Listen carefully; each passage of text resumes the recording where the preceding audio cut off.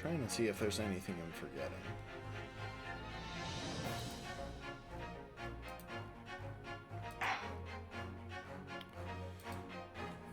Alright.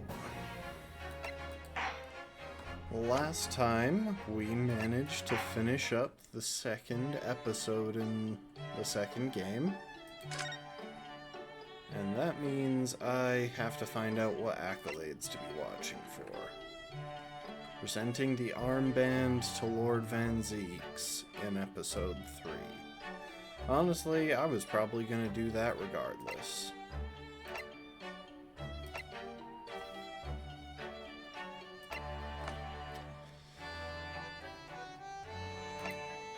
Other than that, it's just a matter of keeping an eye out for spades and step ladders.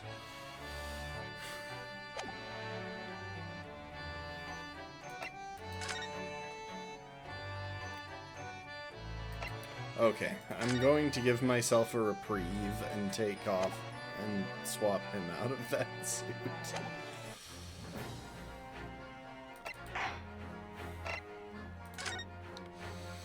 Return of the Great Departed Soul. Let's go. Welcome to the stream, Lastborn. Thanks for the hydrate.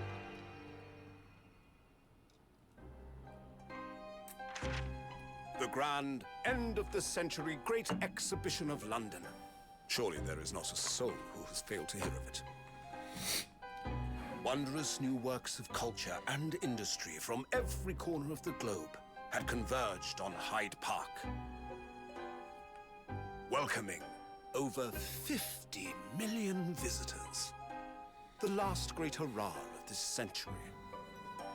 Astonished and delighted people of all nations, and ended on a note of resounding success.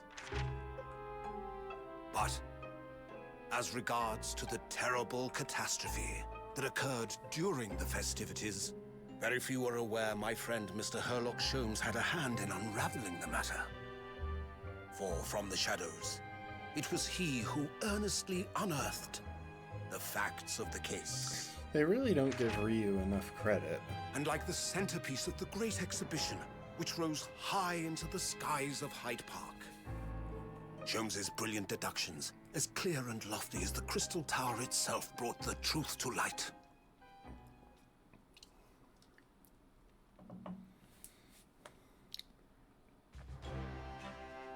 We're here at the showground of the Great Exhibition, which is absolutely packed with people. The weather is unusually fine, and we're about to witness a most extraordinary scientific experiment. Ladies and gentlemen, the 20th Alright, century which of them will is see going to steam die? engines and I'm guessing electrical this guy power is going to be dominate the killed. world.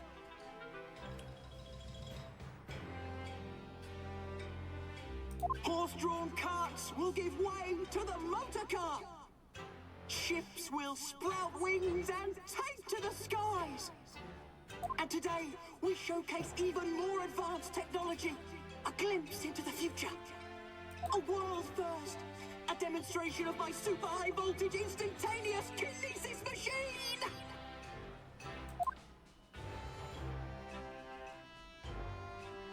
A man will literally be disassembled by a pulse of high voltage electricity and beamed to another location.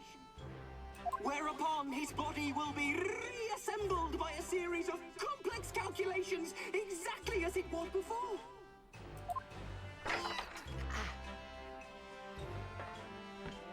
Okay.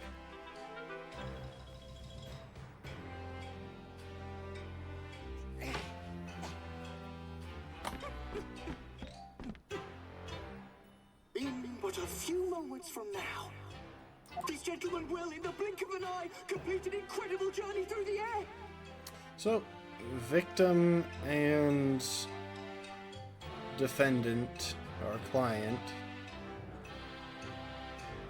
I gotta be honest, I think he's guilty.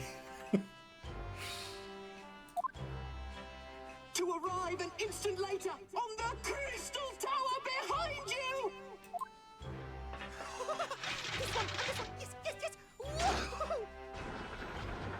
I would not feel comfortable getting into anything this guy made.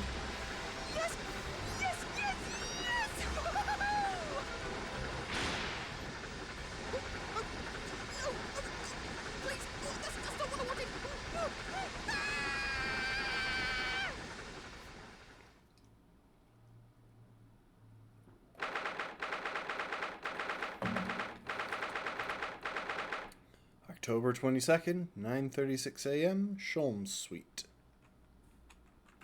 See what we've got in the court record. Well, we have the armband. It's always important.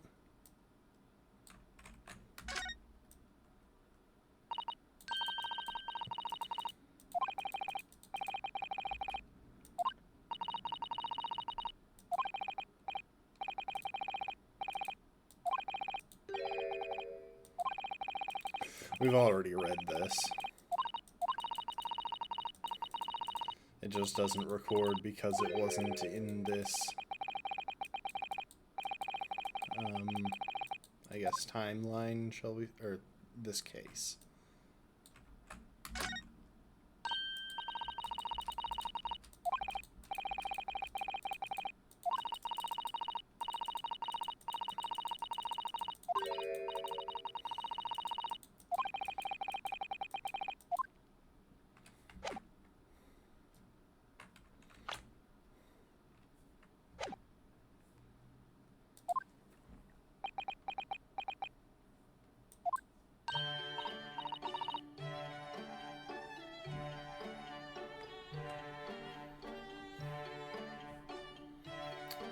Bruno, are you listening? Oh, sorry, what was it, Iris? What's the matter with you? You've been miles away all morning. Didn't you like what I cooked for breakfast? No, that's not it at all. What were we talking about again? Today's paper, it's full of news about the Great Exhibition again. Ah, yes, the Great Exhibition. I'd like to go sometime. You're really not your usual self today. You seem very down. Don't you agree, Hurley?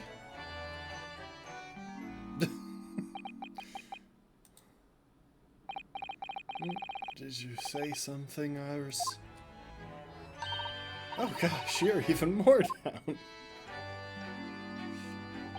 I think he's just hungover. When did you arrive, Mr. Naruhodo? When did you arrive, Mr. Naruhodo?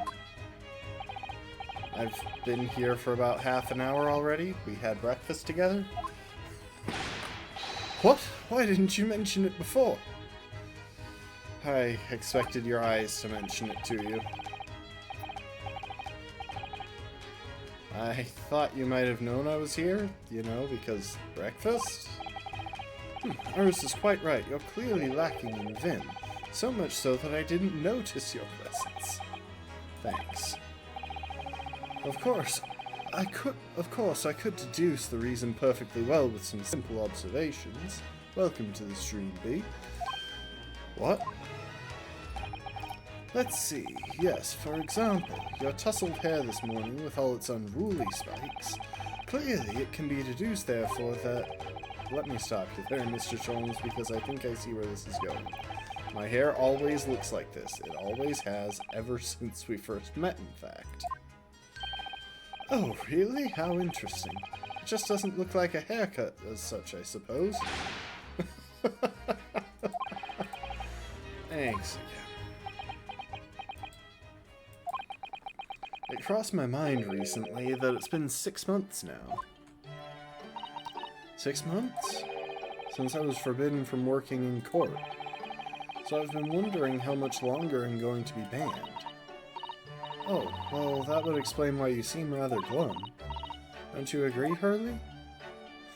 We never established why that was, but I'm guessing it's due to all of the perjury that Gina Lestrade got away with in one of our first cases.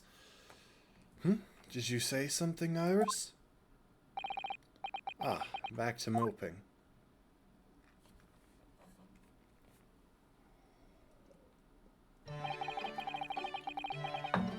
What's the matter with Mr. Sholmes today?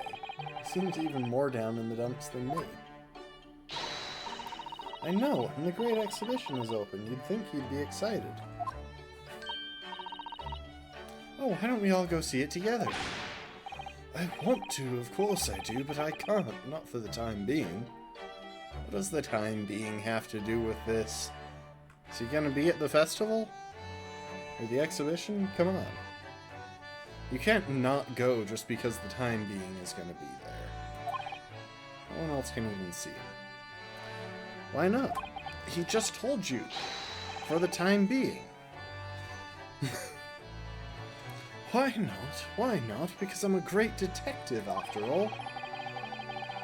So you're embroiled in some tricky case that you can't be distracted from? Is that it? I don't remember hearing that you're working on a case, Hurley.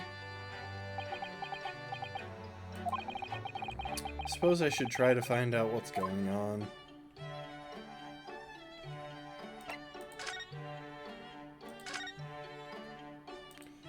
It occurs to me that I'm not sure whether I examined the blackboard every time last time around.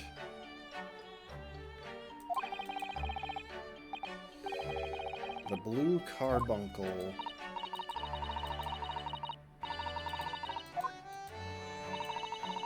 Okay, I definitely already read this one. I don't think it's changed.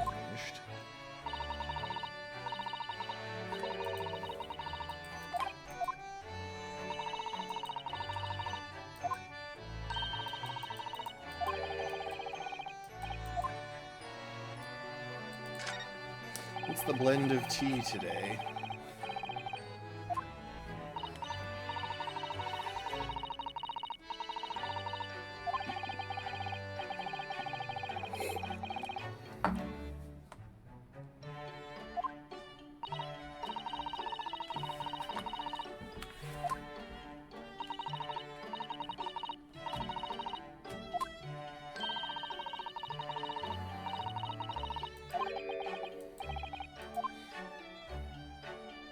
Really? She won't even tell me what the blend is today? Come on now.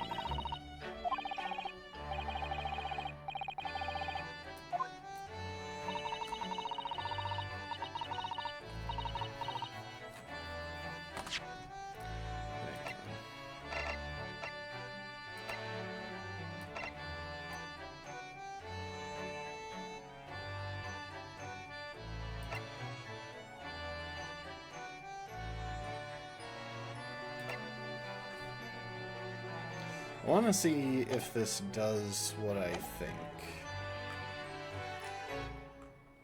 That reminds me of a dream I had the other day. It was such a funny one it woke me, actually. I was typing for a whole hour in the pitch black, but I didn't make a single mistake.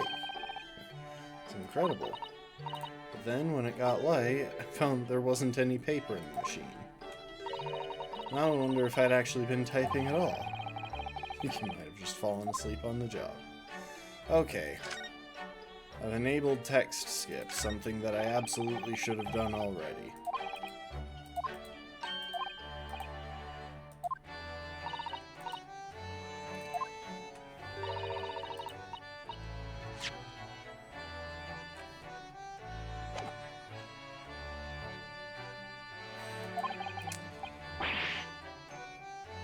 He's a very slim man, but there are limits to where a full-grown man can fit. Every time he dozes off by the fire, he has nightmares about getting stuck in the flue.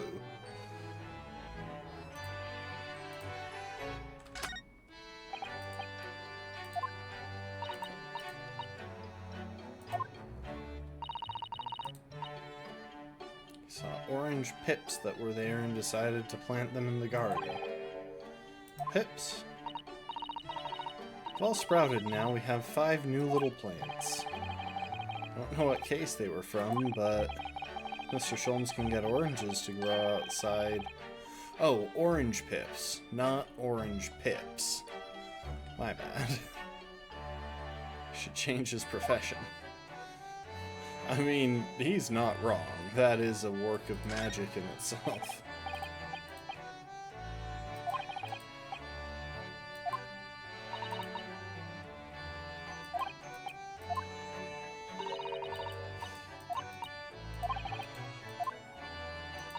I already read that. See, this is why I want text skip on now, because I have already read that. I have already read some of these things.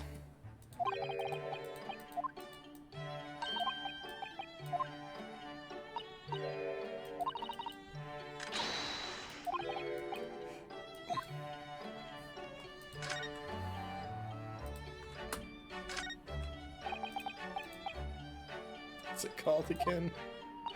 The Great Analytoscope. It can analyze absolutely anything, you know? It does seem incredible, and at the same time incredibly useless.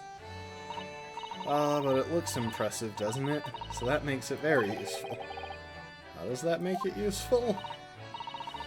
Because it means you can pawn it for lots of money. Pawnbrokers always make idle remarks like, what an incredible looking machine. So Hurley often takes it to the pawn shops when he's a little short. Sounds like this thing pulls its weight around here more than I realized by having its weight pulled around.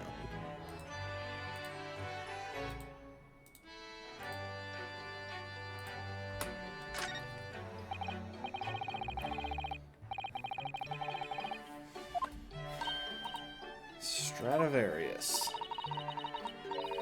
I'm afraid you'd have to save up for 100 years before you could afford one, you know? If I were to save up for 100 years, I wouldn't choose to buy a violin, personally. What would you buy then? I really have no idea. I think I'll have to do it so I can find out. Watch him do it and then buy a violin.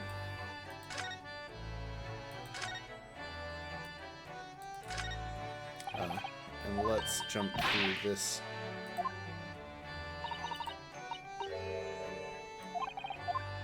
Let's jump through this conversation.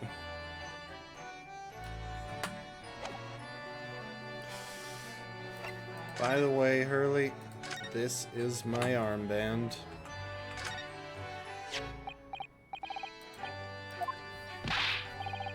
Shh, another word. Yes, I see. This would be a collar for a breed of miniature canine with a particularly long neck, and for winter use.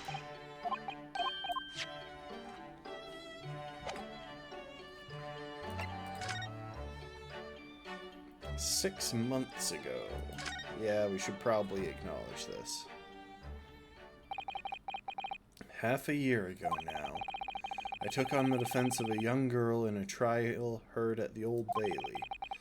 What at first seemed like a simple case of murder that took place at a London pawnbrokery turned out to be one part of a much more far-reaching plot that involved the British government. During the course of the trial, it was found that I made an unavoidable yet at the same time unforgivable mistake. Well, it's fair. This situation is utterly deplorable. Mr. Naruhodo, Yes, my lord. I will decide upon your fate following the conclusion of this trial. Of course, my lord. In the end, I had my right to represent people in court revoked. I was told to spend my time in research and study, so that's what I've been doing. You have, haven't you, Runa? Reading all those big fat tomes about British law up in your room? And the notes about Sholm's old cases? Brewing Iris's special blends of tea, fetching my daily bread for me. You've become something of a manservant around here. Start on the silverware next, Master Naruhodo. Well, I'm thinking of going to ask the powers that be to reconsider. Specifically Lord Strongheart at the British Supreme Court on Whitehall. Lord Strongheart? Ah, the delightful Lord Chief Justice. Not my favorite fellow. He's not mine either, but he's the man I have to talk to. He's the only one who can grant permission for me to start working in the courts again. I came to Britain to become the best lawyer I could, and I can't do that just sitting around here. So yeah, I think, as I said before, that disbarment had to do with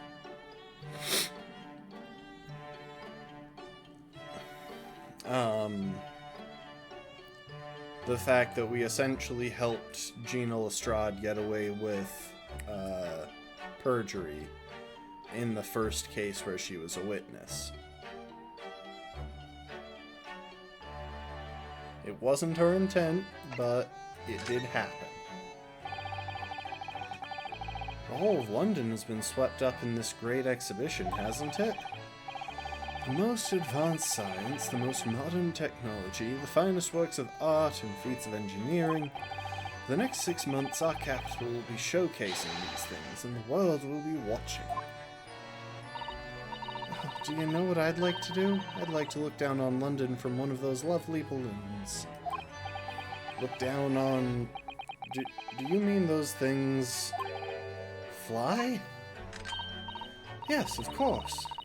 They fly high in the sky and don't even need wings to do it. All you need is hot air. Well, it's time to take off, I guess. We've got Sholmes here. But how? How does hot air have anything to do with flying? It makes no sense. I can't understand it at all. That's true of a lot of new scientific discoveries. Most people can't understand them at first. But in 100 years' time, all these things will be just common knowledge. I suppose they might be. Mind you, some of the science being demonstrated seems very questionable. Something went wrong on the opening experimentation stage yesterday, apparently. There was a huge explosion.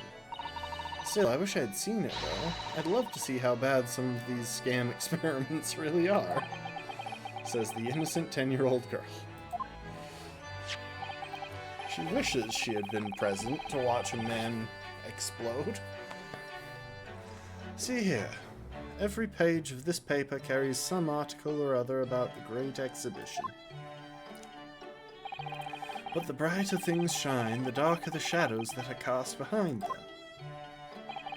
Personally, I find myself drawn to the darkness, to the impenetrable. That is my proper atmosphere. Great exhibition newspaper, huh?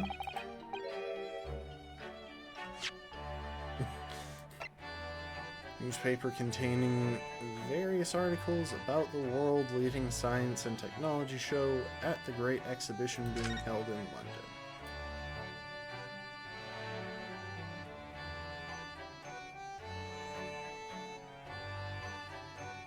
Oh, there's an article about a lost cat. Let's finish talking to him before we examine it. As it was saying, he wants us to read the back of the paper. Oh, fine. We'll read it first. Every article on the front page is news about the Great Exhibition. Public experiments to demonstrate new scientific ideas, cultural exhibits from around the globe. It's all so positive and hopeful about the upcoming century. We must all go to see it properly before long.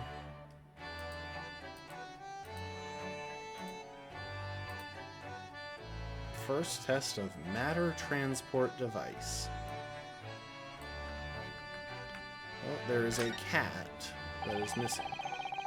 So many glowing reports about the Great Exhibition and everything that's going on there. Other than this rather gloomy looking one, that is. Yeah, I know. The lost cat is pretty sad.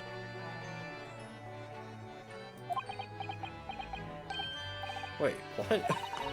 What's the matter, Luna? The Reaper attacked. Lord Van Zeeks and compatriot cornered. Fiery ball gown sets dance hall ablaze. French court hears glass eye case. The Juge de Paix of Neuilly was presented today with the most curious case of a lady who refused to pay her dues for the purchase of one glass eye. The whole affair began when Madame Ployette, the defendant, ordered the eye as a replacement for the natural eye she had lost. Upon its arrival, she found that she could see no more with it than she could before, and became incensed at the thought of paying for a deficient product. The Juge de Paix attempted to reason with the madam, but the endeavor proved to be, I'm guessing, ineffectual, or something to that effect. An evening of cordial dancing turned into a blazing ball last week when one of the ladies' attendees' dresses accidentally caught fire. Her panic at the sudden appearance of the flames at her feet, the lady dashed madly about the whole of the hall, igniting no fewer than 3 something.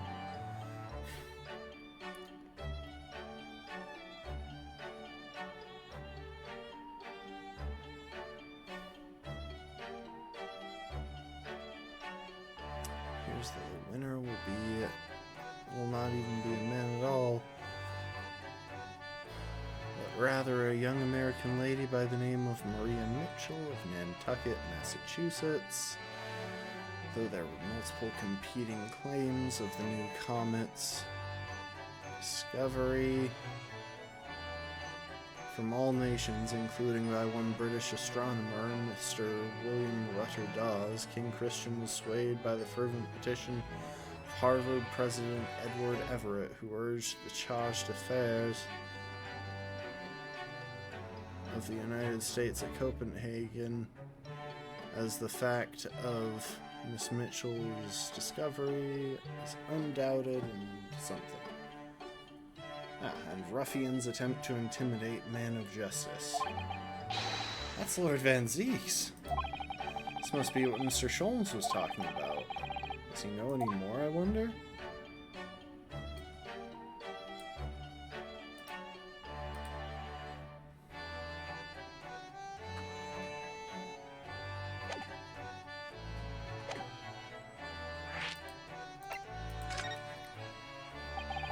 Are you investigating a particularly tricky case at the moment, Mr. Sholmes? You could say that, I suppose. Any more to add? That's not like you. What sort of case is it? Shh! Quiet, Mr. Naruhodo. You must not discuss it here. You never know who might be listening. You're acting very strangely, Hurley. What do you mean, Iris?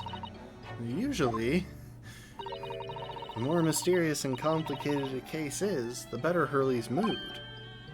Ah. Is it really a case that's bothering you? Iris, please, you mustn't exercise your astute powers of observation and deduction on me without invitation. Remember what I always say, put yourself in the shoes of the individual about whom you're making deductions. I don't feel like you've ever once followed that advice. You say that, do you? You, Mr. Sholmes. Never mind. Once I've had a cup of tea, I must make my way at once to the crime scene. That's a deep sigh.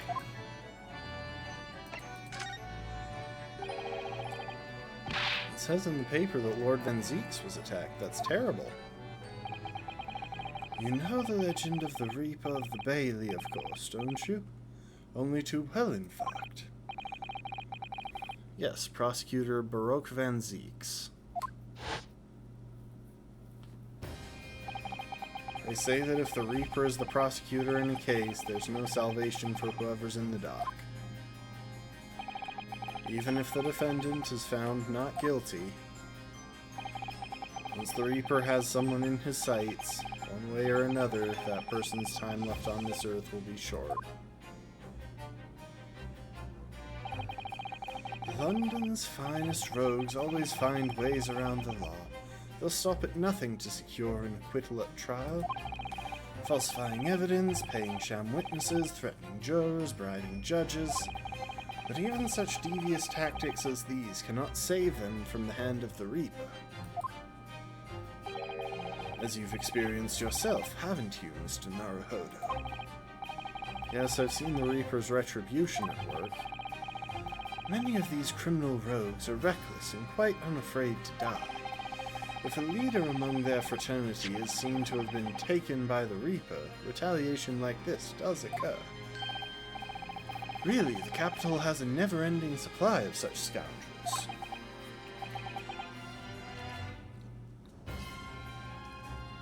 So, do you mean Lord Van Zieks has been attacked like this before? This isn't the first time? He's quite an accomplished combatant, you know. He doesn't take these attacks lying down. Although, it seems that his assailants were armed with guns this time. Oh my goodness, is he alright then? Is Lord Van Zieks hurt? My dear fellow, how on earth would I know? Okay, reasonable response. Welcome to the stream, Rapkin.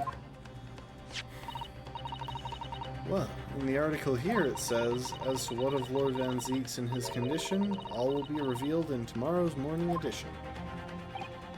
Ah, I see. Well, we shall have to be patient then. Oh, no, I can't wait until tomorrow.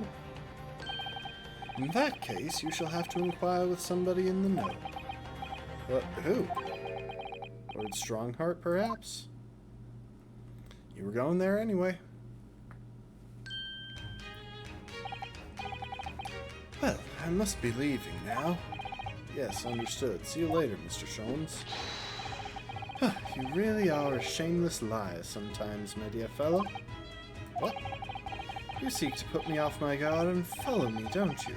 Well, you would be wasting my time. Thought hadn't crossed my mind, but now I'm wondering where you're going. Well then, see you later, indeed. Listen to him. He's still laughing on his way out of the door. Iris, what's going on? It's too early for this. I'm already in the mood of Ryu here, so it's morning right now. I say as it gets dark outside. Oh, Iris, what are you wearing? I've gotten changed to go to the Great Exhibition. You're going to take me. What? But I was just about to go to the Supreme Court. Oh, well that sounds fun too. You're going to take me there then. Alright, fine, just lower that weapon, would you? Of course, and after the Supreme Court, then we'll go to see the Great Exhibition. That's fine. That sounds like an excellent way to spend the day.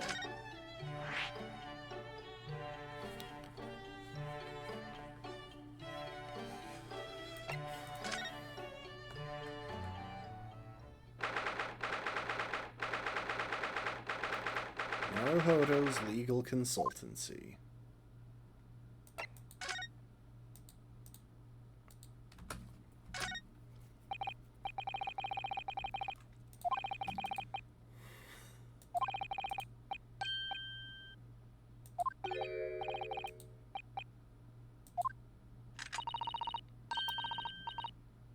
I could color it in for you, Runo. Just that one eye, is it? No, it needs to be done with a bit of ceremony, Iris. It's not just a toy for coloring in, you know.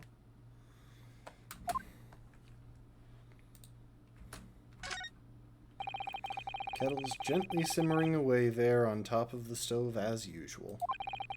It was kind of Miss Susato to send that Japanese tea. You really like it, don't you, Iris? But for me, it's the sound of the stove and the burbling kettle I like the most on biting winter mornings. It feels even cozier in here when the delightful Iris pours tea for me. I really couldn't manage without that wonderfully young girl. You're putting words into my mouth, Iris. Oh, Runo, it's so sweet of you to say so. Stop putting words in my mouth, please, Iris. The office spade. Now that Miss Susato's gone, the shovelers aren't represented to correct me. Maybe I'll have to do it myself. That's not a spade, Mr. Naruhodo. It's a shovel. Ah, so you're a spader, are you, Runo? What, you want to battle it out? Alright, I'm not going to argue with a native English speaker who has some kind of gun. Why can't I inspect the ladder? It's so uncool. Let me inspect the ladder and get the ladder discourse out. Miss Susato's tea set that she left here with me. I still think green tea is just too bitter, though. Thank goodness for sugar and milk. Mr. Sholmes certainly wasn't expecting the acrid taste that one time. Never heard anyone let out a scream like that before, or seen anyone fall down the stairs quite like that either. It always brings a smile to my lips when I'm feeling a little down. Do you know what that reminds me of? The day I gave you some black coffee when you weren't expecting it. You fell all the way down the stairs as well, didn't you, Runo? Yes, do you think we could try to forget that, please, Iris? That doesn't bring a smile to my lips at all.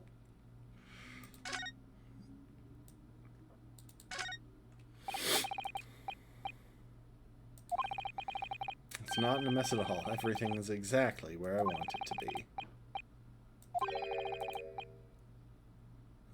Her way of saying that I should make it a more orderly and neat mess.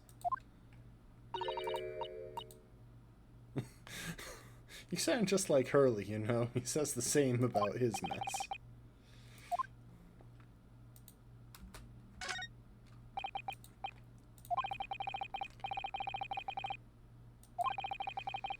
We'll just have to wait here patiently for its old friend to return. Even now I sometimes find myself pouring a cup of tea for Susie by mistake. That explains why I sometimes find a steaming cup on her desk here. It shocks me every time. It's just one of your pranks, I see. It's no prank, I miss her. That's fair.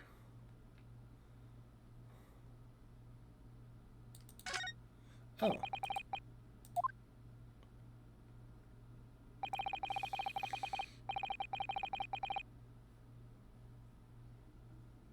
Makes me a little sad to look at it now, which is why I'd taken to lying it flat. Oh, Wagahai. Wagahai and Iris and Susie and Rio and Herlock. Mr. Sholmes righted it every single time, and I've grown accustomed to it. I hope we'll all be together again like that one day soon.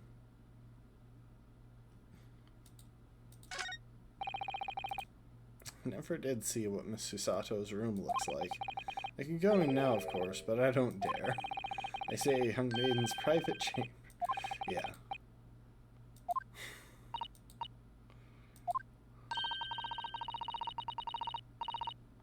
She told me all sorts of interesting things about your country, you know?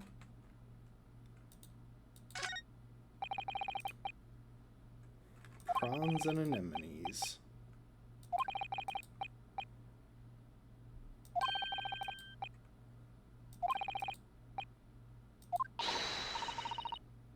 Oh no, Runo's disappeared. What? Ah, I expect he's been eaten by Hurley. I think I'd prefer it if you used your imagination more when naming the sea life. One sec.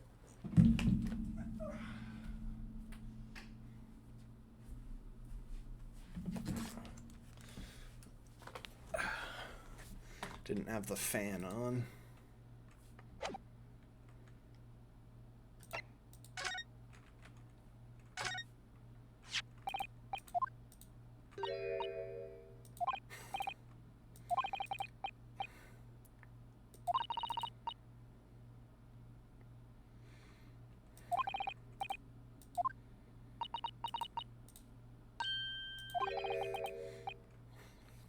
Why does she want me to wrap a pretzel around my arm?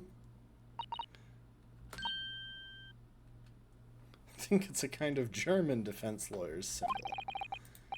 There's... Ryu, no.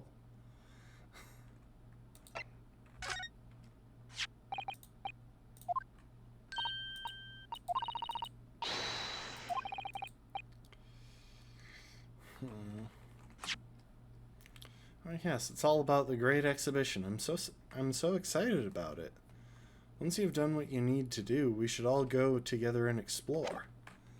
I don't know, it sounds like it could be quite dangerous. I wouldn't want to get caught in an explosion as we were walking around the showground. Oh, is that what you think's going to happen, is it?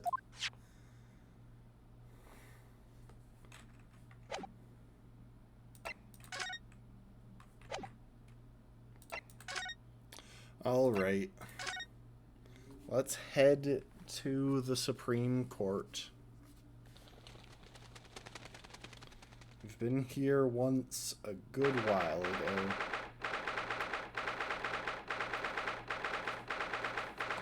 22nd October, British Supreme Court, Lord Chief Justice's office. It's been about 6 months now since I was last here, but some things never change, like the sense of foreboding I always seem to feel in this place. I guess we've technically been here twice, since we were probably here when we got disbarred. We just weren't present for that one. Ryu went on his own. Doesn't seem to be bothering Iris at all, though. She's happily reading over there.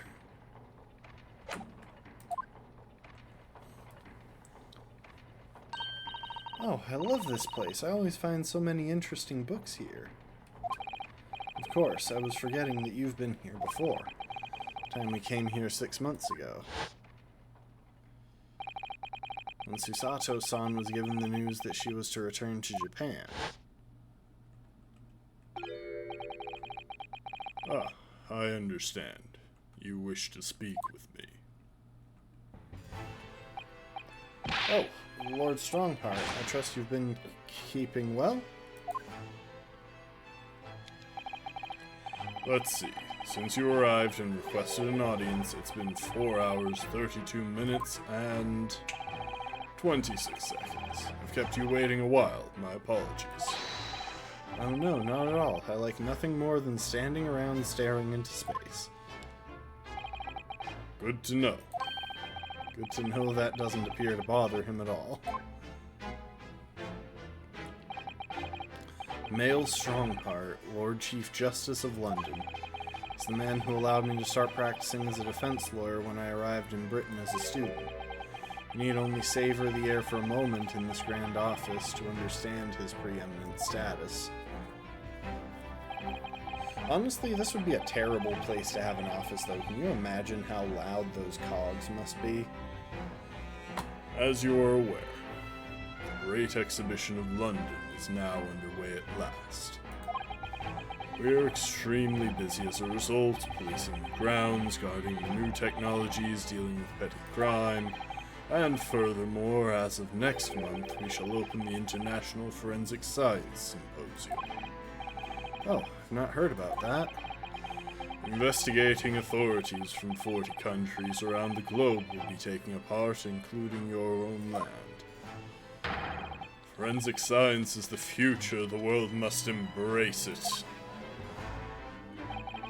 As we're the hosting nation, I have much to do. And it is my highest priority. If others must wait for my attention as a result, so be it. Well, it's nice to know where I stand. I mean, it's kind of a reasonable response for you. Like, it's not nice to be left waiting for 4 hours, but you didn't schedule an appointment or anything. You could have stopped in, asked for when you can get an appointment, and come back then. The downside being that might be a few weeks or a couple of months from now. So, you wish to consult with me. Of course, I can very well imagine what this is about. Well, thank you for agreeing to this meeting, my lord. I want to be allowed to start working as a defense lawyer again in court. It's what brought me here today. But actually, there's something else playing on my mind as it happens. Rune, just take a deep breath and come out with it. I really want to present stuff, but we'll just talk.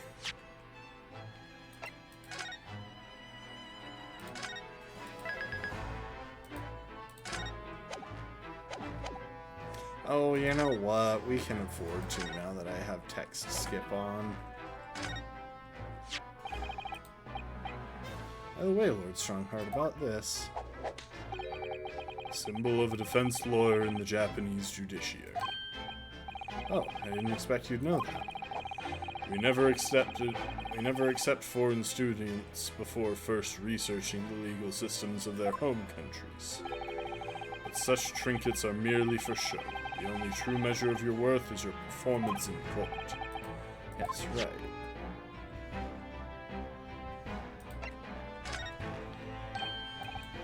Well, that reminds me, have you seen this? The reports of the overwhelming success of the Great Exhibition? Of course. No, not that. The story on the back page. What story?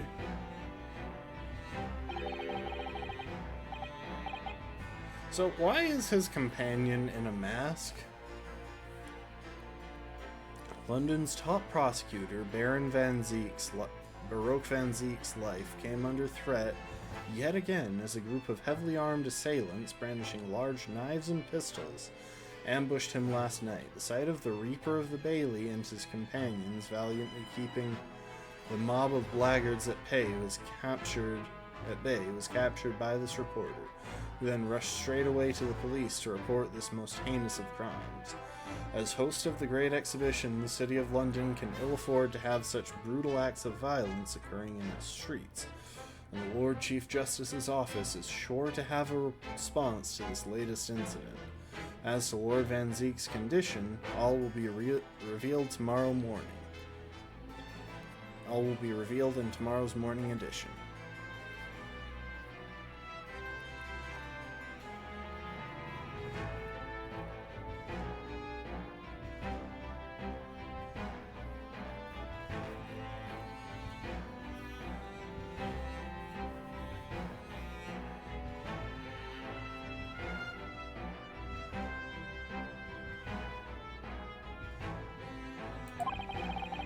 You've enjoyed some victories in court against my #1 prosecutor, have you not? Poor Mr. Reaper. What happened to him? He wasn't killed, was he? There's no need for concern. Lord Van Zeeks would not be so easily dispatched, I assure you. Can you tell us what happened? I'd really love to know. Very well. If it interests you. It does, strangely.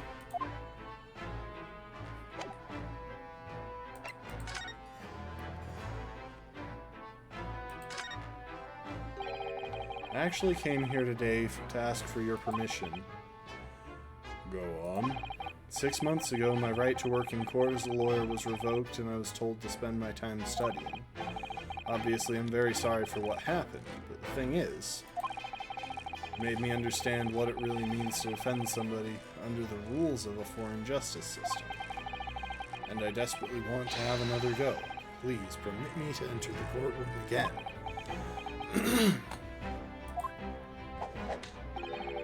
Mr. Naruhodo. Yes? Here it comes. I'm sure you haven't forgotten your position here, have you? At best, you are a substitute for your compatriot. This was never your intended role. Well, that's true. The Japanese government actually sent my best friend on this study tour, not me. It should have been Kazuma. He was so determined to bring change to our own justice system at home. That was his calling. If that tragic accident hadn't happened, I wouldn't be here in this office now. Mr. Asogi was... Mr. Asogi was my best friend. Let's see. That's why I can't leave it unfinished. I have to fulfill his calling for him. His calling, you say? Has it never occurred to you that perhaps you know nothing of his true calling? Sorry? The mission with which that young law student was charged, what do you suppose it really was? What do you mean? Mission? He's not making any sense.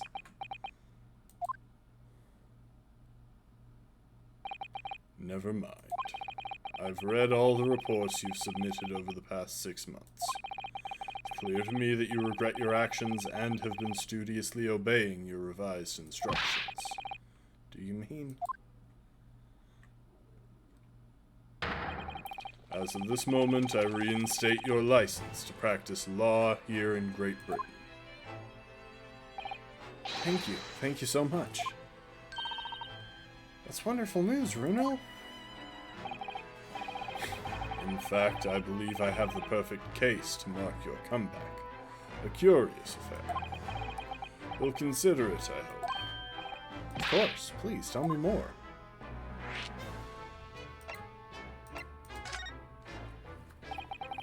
You described it as a curious affair? Yes, that's right. I believe it was reported in the press. Are you aware that there was a serious accident at the Great Exhibition yesterday? Oh, no. Yes, I read about it. A professor from Germany tried to carry out a crazy experiment. Let me see, how was it described? Super high voltage instantaneous kinesis, I think?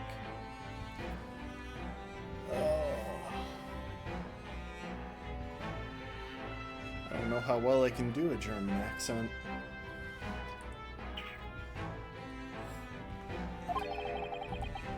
Instantaneous kinesis, as in moving things with a click of the fingers? That's right, it's just what my herbal blends need, a dash of devil-may-care. Whatever this serious accident was exactly, it's clearly captured Iris's imagination. It's an unfortunate business. A large explosion engulfed the public experimentation stage and a man lost his life. A certain Mr. Odie Asman, an investor and a well-known figure in society.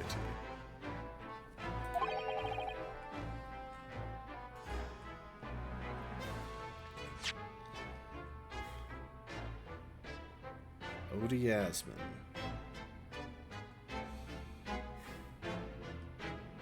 I mean, I'm seeing Odai as man, but I don't know if that's the pun that's intended here.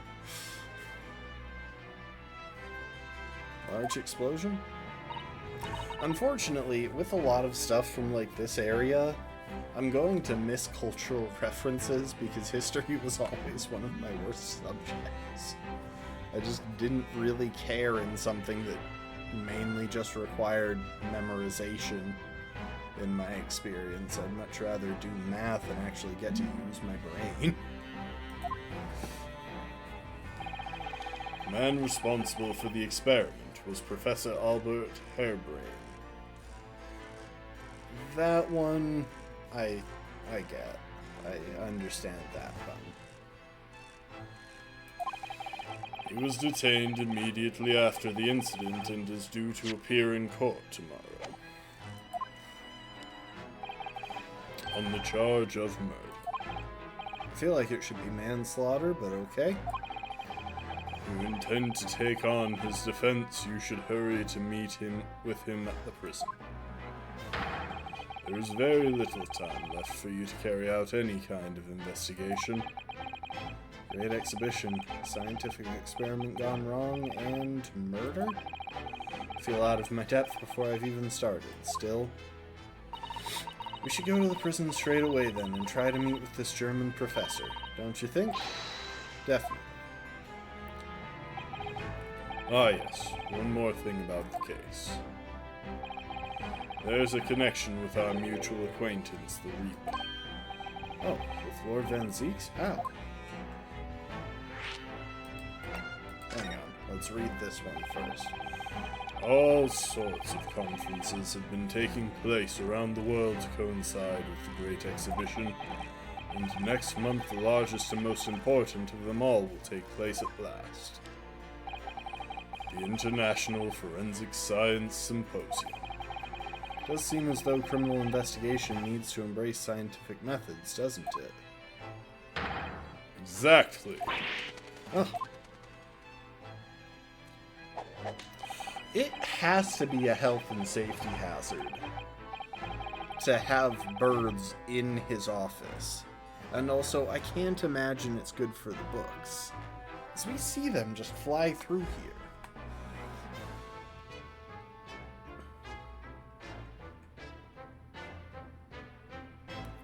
Honestly, his whole office is kind of a health and safety hazard.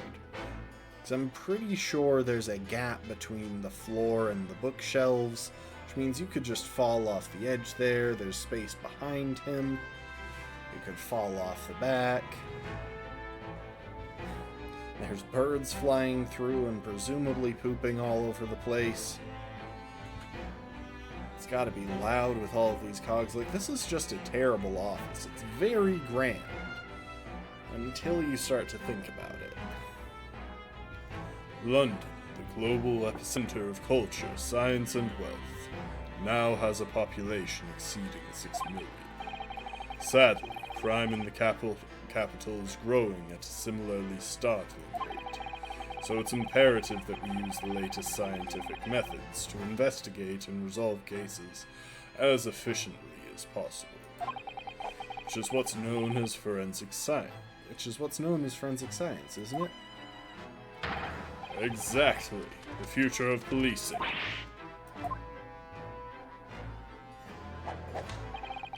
Regrettably, however, Britain is currently dragging its feet when it comes to the adoption of forensic methods.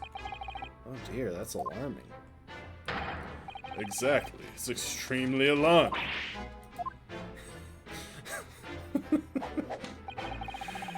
If I were Her Majesty's Attorney General, you can be sure the numbers of crimes committed and resolved in London would be very different to the current figures. You don't have to campaign to me. Japanese. Can't, though.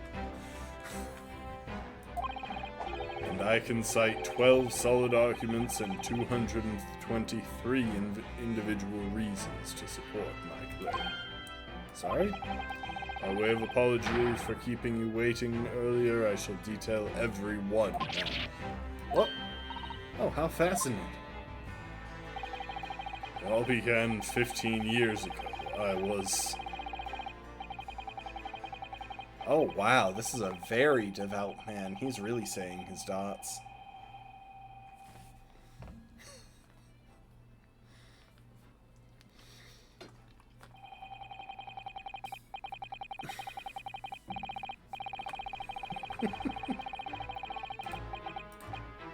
And that more or less sums up my feelings on the matter, in the simplest terms, of course.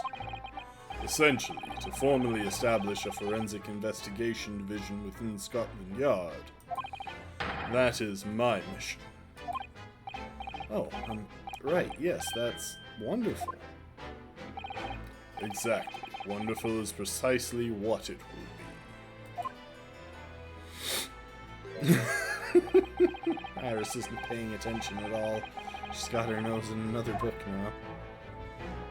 That's reasonable, let's be honest. Oh, is it over? Did you learn anything useful?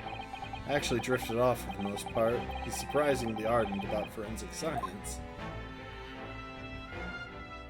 Hang on. I haven't examined the office yet.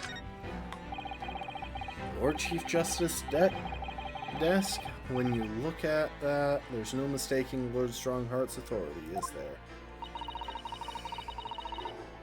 Light from that window behind is far too bright. It would be very bad for the eyes. I hadn't thought of that. There are no curtains, that's for sure. What's more important, having a desk with an air of authority or having eyes that work? Well, for what it's worth, he should be facing the other direction, so that's nice at least. Can't say I'd ever considered it. After all, my little office barely has any light to speak of, and I haven't really seen a desk in a while. Seen my desk in a while.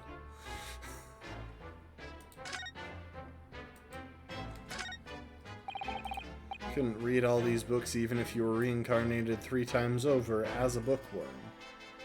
You know, that could be a decent title for an isekai. Reincarnated 3 times over as a bookworm. Oh, I know, so much reading material, I'm very envious. I've really been running out of things to read recently. It's because you read so fast. Perhaps little by little I could swap some of the books here with some of mine from home. I don't see why not. No one would notice, or at least I wouldn't, even if I was reincarnated 3 times over as a librarian. That's the sequel series, in case it wasn't obvious. Oh, I've just had a great idea. What is it? We gotta hide inside of these suits of armor and spy on the Fob Watch Master to find out what he's really like. I don't have much interest in what Lord Strongheart is really like, though. Oh, please, it would be fun. You could be inside the left one and I'll go on the right. You really want to have a go in a suit of armor, don't you? Now you're making fun of me because I'm a child, aren't you? Isn't making fun of you at all. I'd like to have a go too. He's just willing to admit his reasons.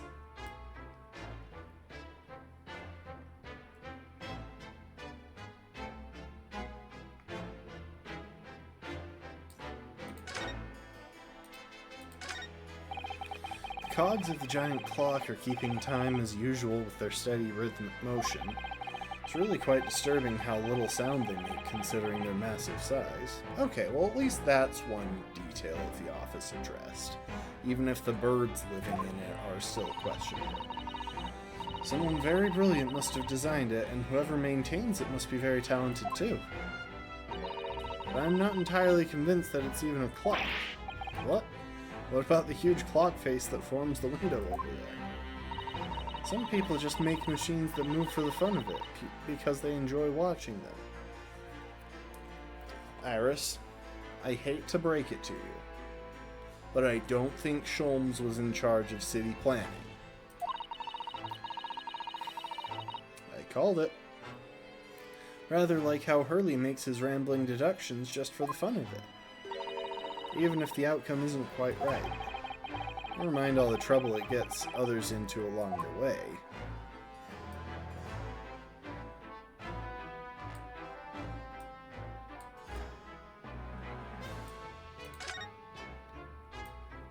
Anything else?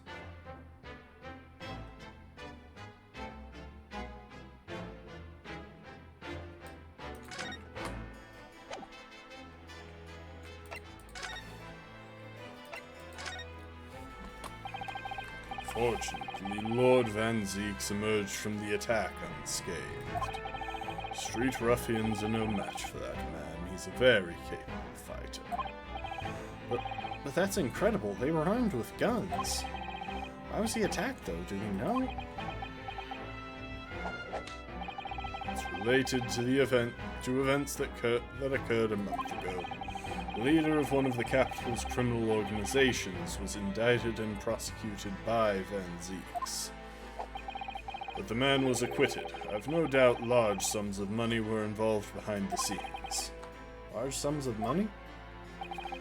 A deplorable situation. Members of the jury were bribed, it seems. However, despite winning his freedom, the man in question met a dramatic end yesterday. But you're not suggesting that was the work of the Reaper, surely? The victim's henchmen certainly seemed to think so. He was a man by the name of Asmon, Mr. Odie Asmon. Did you say Asmon? Ah. I see. Give me a sec while I go get some juice.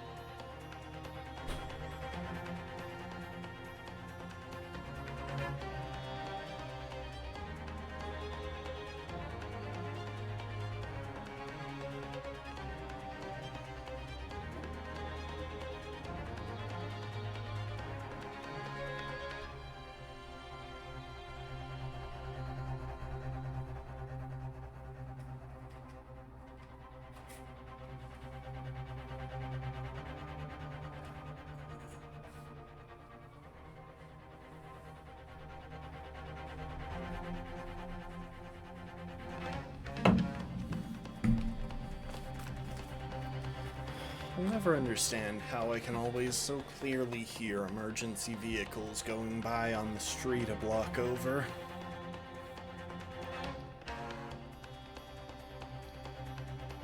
That's the man who died in the big explosion at the Great Exhibition.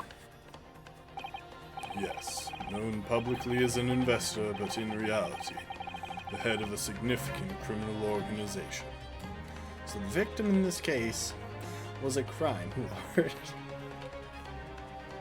Fun. Unbelievable. I wonder, could I ask you something, Lord Strongheart? Try me. Why do you use Lord Van Zieks as a prosecutor?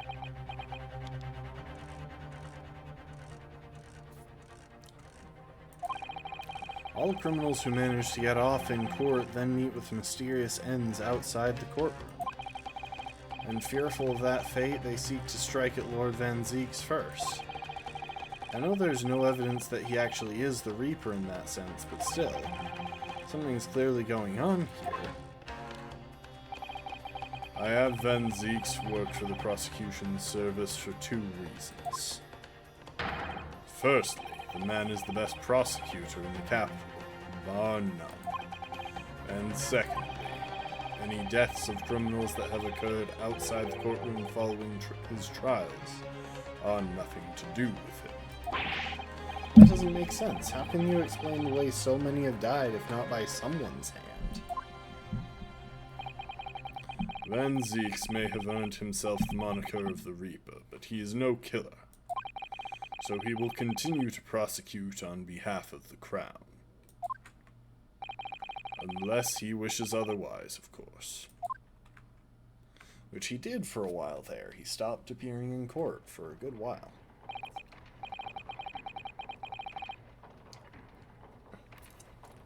Well, I must be leaving for my next engagement. Congrats!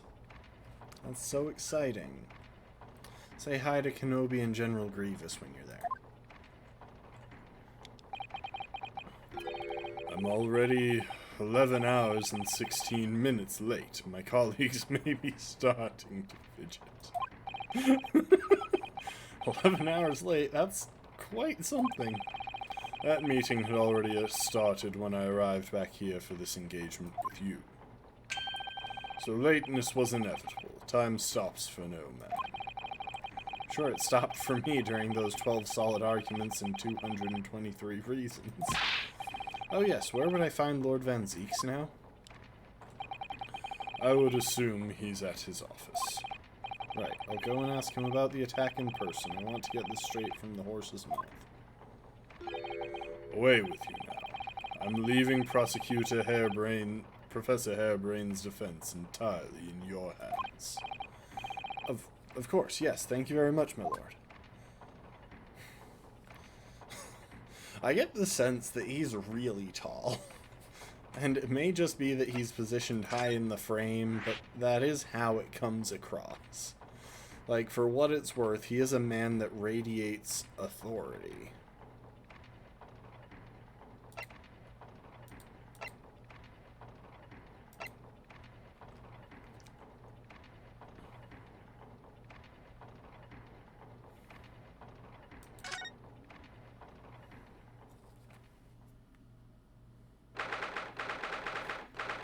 "22nd October, local prison, cell 11. The warden said cell 11, that's this one. Oh, there's someone curled up in a ball in the back corner, look. What's his name again? Professor Albert Harebrain, wasn't it? Excuse me, Professor Harebrain?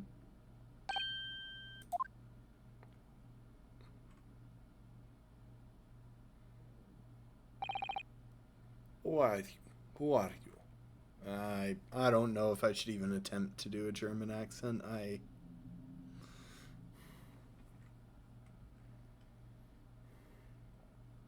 don't think I can pull that one off. Who are you? I'm Ryunosuke Naruhodo, defense lawyer. A lawyer? Huh, was it something I said? A lawyer, you say? Well, would you be here about the experiment? Are you going to defend my hypothesis? I'm going to defend you. Your hypothesis is something you'll have to defend yourself.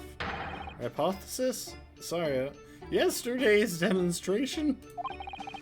Demonstration was that magnificent demonstration was an out-and-out success by anyone's calculations.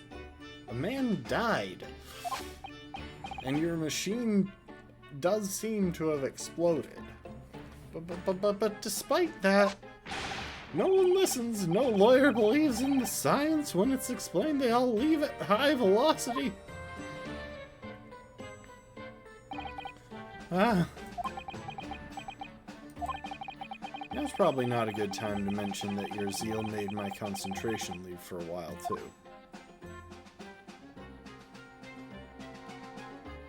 Oh, I can't examine.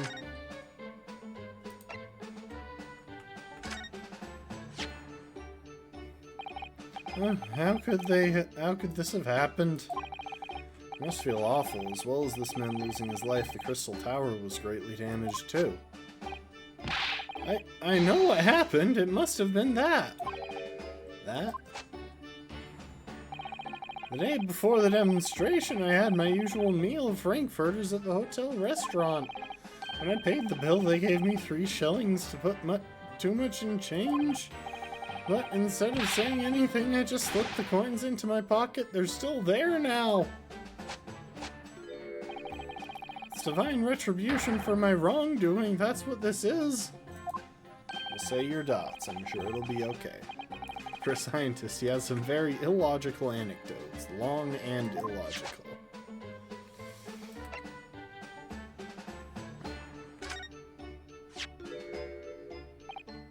Ah, fascinating, yes.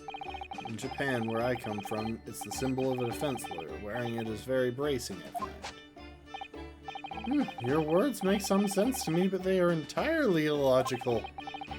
What do you mean? Well, for example, I find this white laboratory coat that I wear for my work very bracing too. However, in my case, there's a perfectly logical reason for that feeling. Oh, really? What is it? I purchased the wrong size by mistake. This one's too small for me. The sleeves especially are extremely bracing. I can barely move my wrists.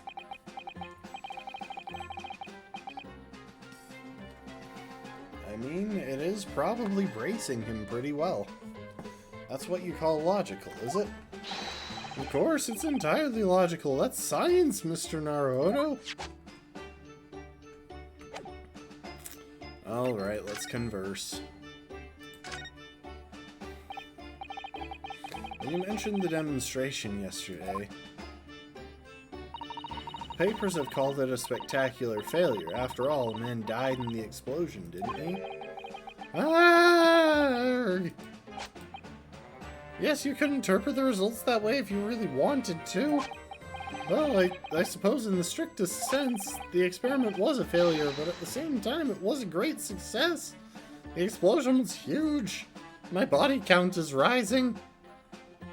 Not that one. That one's still at 0. But you know. You've lost me. I saw it with my own eyes right there in front of me. Mr. Asmund was spontaneously...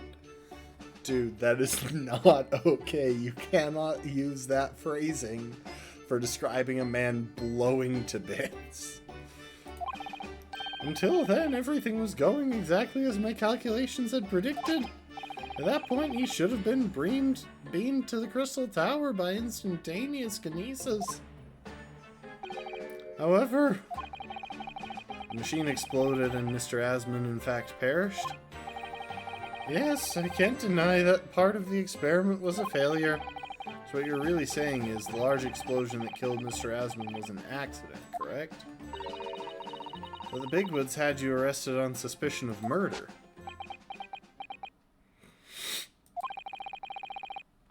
I was responsible for a man's death. That is the immutable truth here. And for that I wish to be punished at once. But... murder? Never in a million years. It was an accident. Simply an accident. I see. Willie and I were talking this morning, you know. He said the situation would change completely depending on whether it was treated as an accident or murder.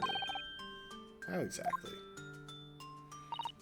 Well, if it really was an accident, then the professor's machine would be kept in protective custody. On what grounds? Ah, yes, it's newly established here in Britain, the Special Dispensation for Scientific Equipment Act. That one passed me by. But if the case is treated as a murder, then they'll say the machine is the murder weapon, and they'll be able to pour over it as much as they like. Ah. So it was sabotaged so that someone could get a good look at it.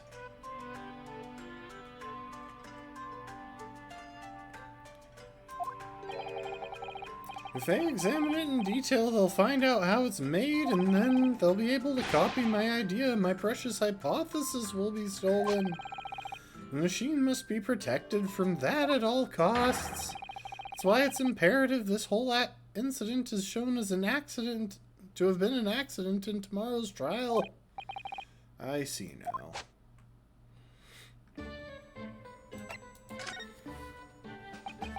So in short, there was a terrible accident at the Great Exhibition Showground yesterday.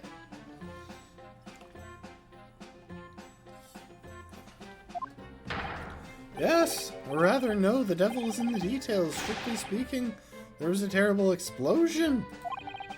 Sounds like the same to me. You were demonstrating super high voltage instantaneous kinesis, weren't you? How fascinating.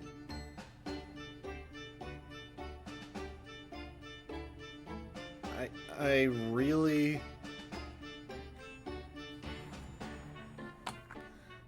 I really want to find a way to abbreviate that, because I feel like I'm going to be saying that phrase a lot during this process, but I need to check something.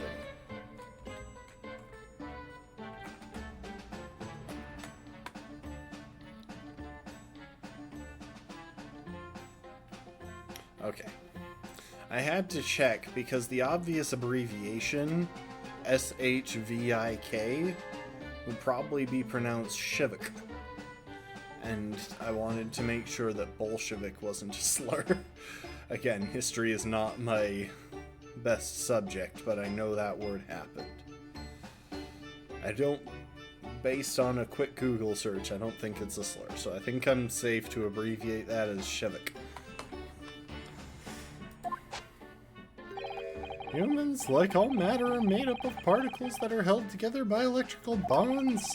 So it must be possible using a sufficiently high voltage to break those bonds and beam the particles through space. That's it in a nutshell. That's my idea, you see? That's my amazing hypothesis. Gosh, that's unimaginably high-level science. Oh, but dare to imagine it, dare to dream of such incredible technology. Just think, one moment I could be here in the cell, and the next I could be at the Great Exhibition again.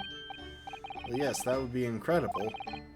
And the next, in the mere blink of an eye, I could be at a great Parisian theater, say.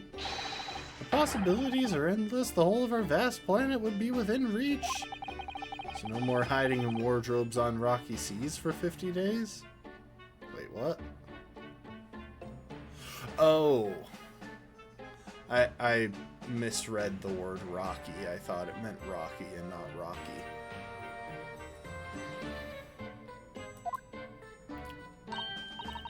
I don't really see it like that. What do you mean, Iris? Well, if you could travel anywhere in the world instantly, the planet wouldn't really seem vast anymore, would it? I think it would feel like it had shrunk. My word, that's exactly right!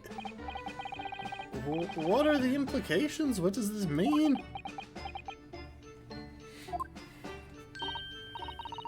Oops, that's got Professor Bunnybrain really worried by the look of it.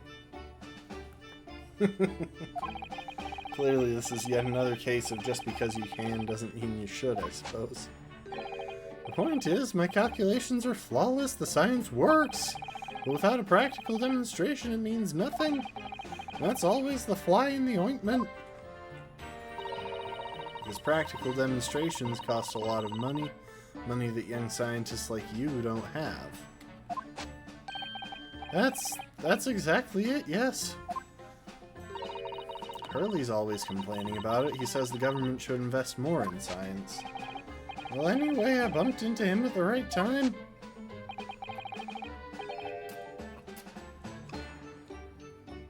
I met the well-known investor, Mr. Asman. I do wonder if it's going to be Van Zieks that we're up against in court for this one. Or if they'll actually come up with a second prosecutor for England. I mean the victim who died in yesterday's terrible accident?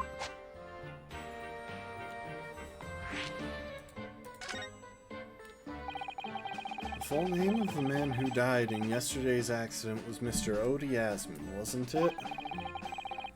What exactly was your relationship with the man? He first visited me in my laboratory in Germany a year ago. He said he wanted to invest in my immaculate hypothesis. I thanked my lucky stars. I see. So you hadn't really known each other until then.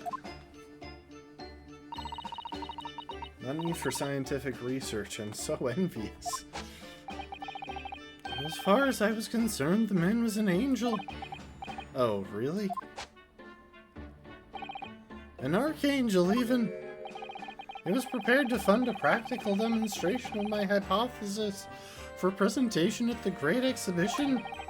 And if that went well, I could expect additional financial support for my research from the British government. Mr. Asman provided me with money and an exceptional engineer.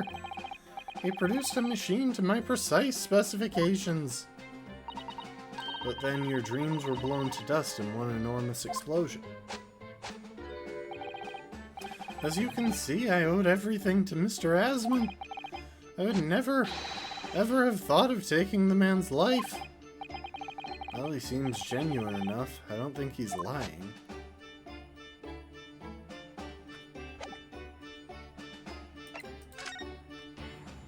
Alright. Let's go visit Van Zieks. 22nd October, Prosecutor's Office. Oh, so this is the legendary Reaper's office. Yes, it appears so. Huh, it sends a chill down your spine, doesn't it? What an amazingly deathly atmosphere. Oh, is that... That hooded figure was so still I hadn't noticed his or her presence. I wonder who it is. What are you doing here?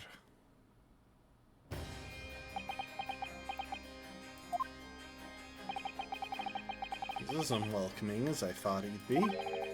Actually, maybe even more so. Well, someone did try and kill him yesterday, so that's kind of fair. Oh, I'm glad to see that you're well. I am. So who's the person over by the wall being punished for something or other? No punishment is taking place here. He likes it. That's my apprentice. He's sitting there of his own free will. I didn't know you had an apprentice. Must be the same person who was pictured in the newspaper. He's very able in combat, a requisite skill for anyone under my tutelage. Are you referring to the attack on the Reaper that was reported in the papers? The Reaper. I'd be interested to know the Reaper's true identity myself. Assuming that is, such a fabled fiend genuinely inhabits our great courtrooms. Sorry, I want to look around. This is kind of a unique situation. I haven't been in this room before. Look at that fine collection of hallowed chalices and bottles neatly lined up there, all ready to be smashed. My hallowed bottles are filled with the essence of the finest grapes from the finest vineyards I visit. I have people drink the grapes, and then I have them bled dry to fill the chalices. And I personally oversee these chalices being made by the finest crystal craftsmen in the world. And yet you throw them around in court like they were worthless. Yes, because this imbecile is so unimaginably and repeatedly wide of the mark sometimes. Oh.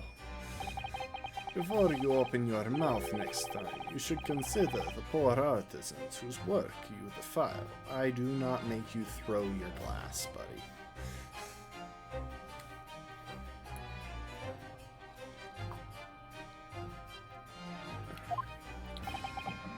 So, it's my fault? Silly me, how could I have ever thought otherwise?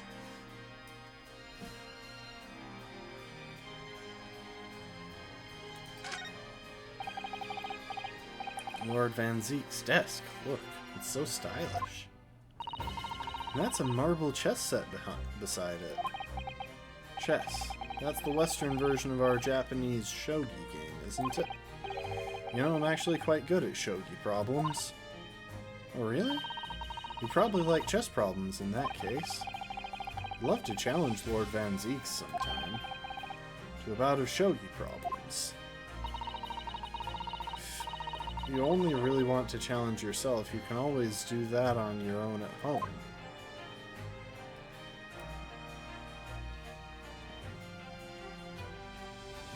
It's kind of cool to know that Ryu is good at shogi. I'm not entirely familiar with the differences between shogi and chess. Okay, so this is going to be relevant at some point, since it's a different shading and texturing than the rest of the room.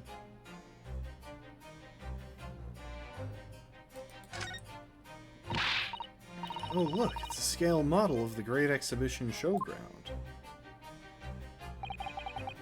That's amazing. I wonder why it's here. Perhaps he made it to take his mind off the sadness of being too busy to attend in person? I feel like that would take longer than just attending in person. Perhaps he's too embarrassed to queue up for a ticket. See, that's more believable. Surely, it's obvious that I'm using it as an investigative aid. The Nipponies have no business painting others as overly reserved.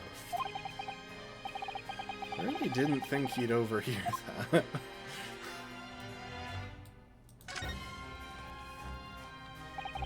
That portrait really dominates the room, doesn't it? Okay, it's him. So he was an officer, dang. It's a very majestic outfit and pose, but sadly, whoever painted it didn't do a very good job of capturing Lord Van Zeek's facial features.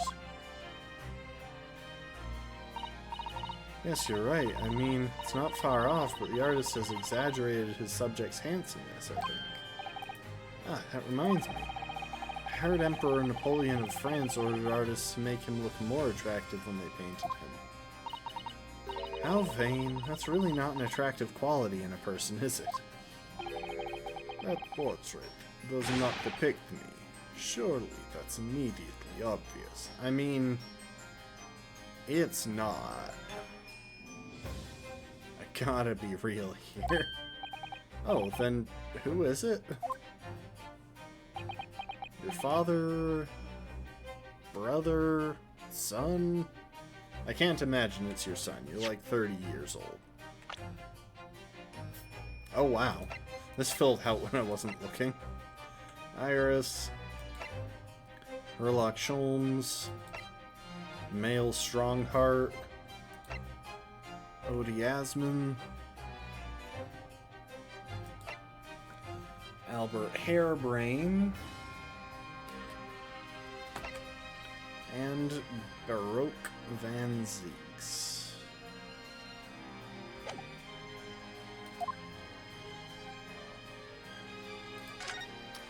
Okay, this is another health and safety violation. Why do you keep bats in your office? Do you have any idea how unsafe it is to be in an enclosed space with any significant amount of guano? Stuff is toxic. Huh, they were bats! Yes, the Reaper's familiars, I expect. But what about the mute man in the dark cloak? I thought he was the familiar. Not just the flying kind.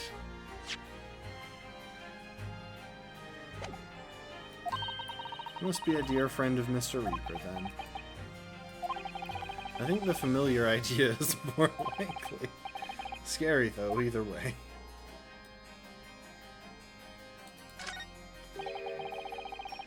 Oh my, that is a lot of blood.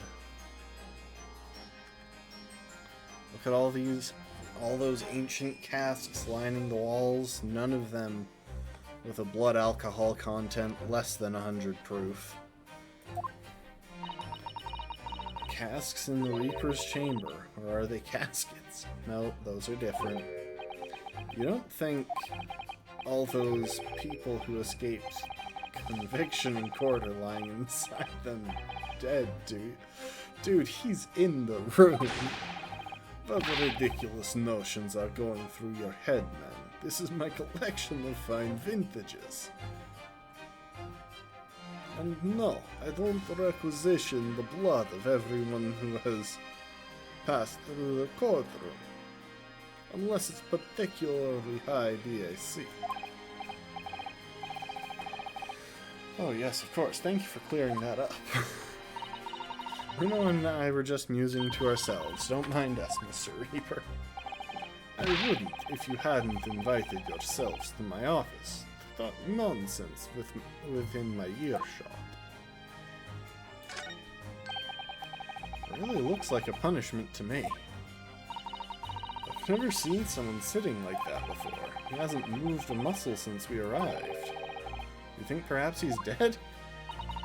If he was dead, Runo, he wouldn't be sitting up, would he? Well, anyway, dead or alive, he's not overly approachable, is he? I don't think he's going to talk to us.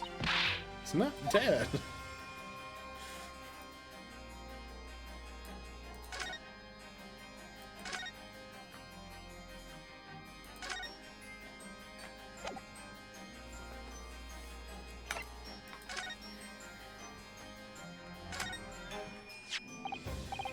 I know you've seen this around my arm before, but what is it exactly?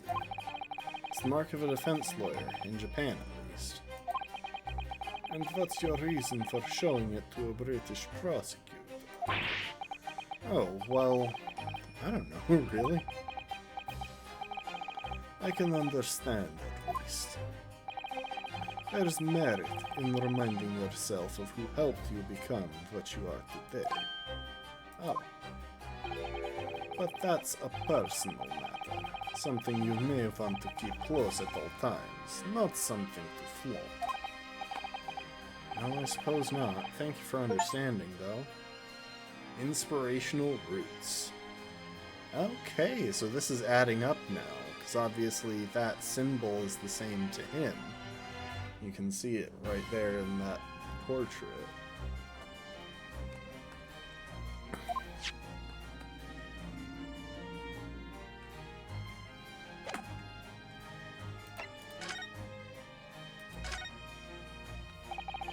Lord Strongheart said that the assault last night was some sort of revenge attack.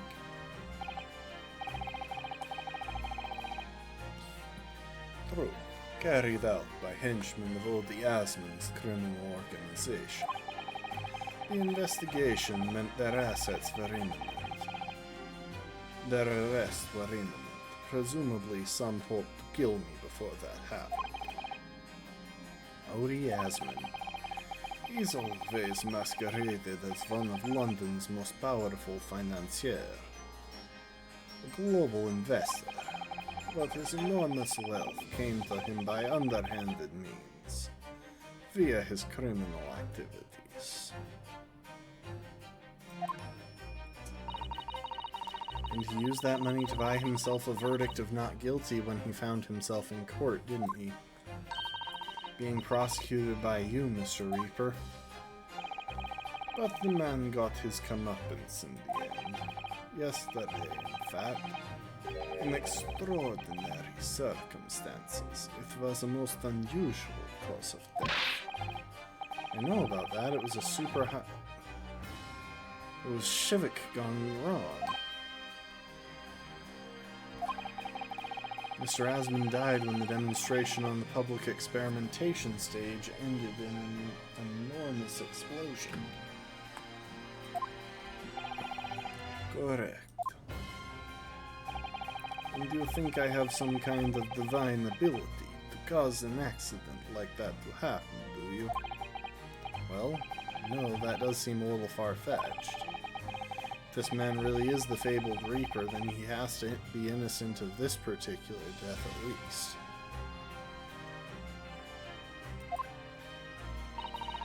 It's strange how this has worked out, isn't it, Runo? I mean, what with you taking on the Professor's defense for the trial tomorrow? What? You're going to be defending? Oh yes, that's right. Well, I barely know the man's name yet, to be honest. Albert. Albert Harebrain. That's right. Do you know him by any chance? Of course. He's a contemporary of mine. We were at university together. You're... what?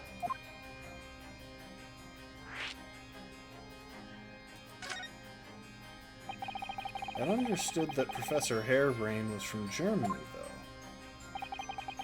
though. Harebrain's from a respectable British family. After graduating from the University of London, he moved to Germany to carry out his research, that's all. So you were students together. I was in the Faculty of Law, of course, and he in Science, so our paths rarely crossed. But curiously, we got along, though I've not met him since my university days. I certainly didn't expect our next encounter to take this far.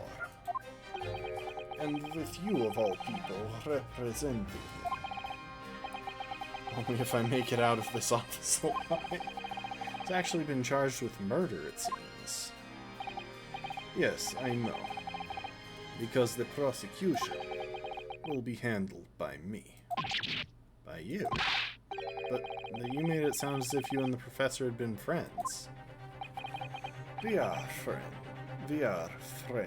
it's true.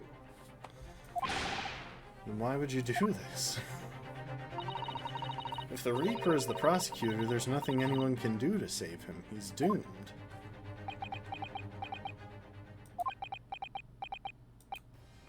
What's Lord Van Zeek's thinking?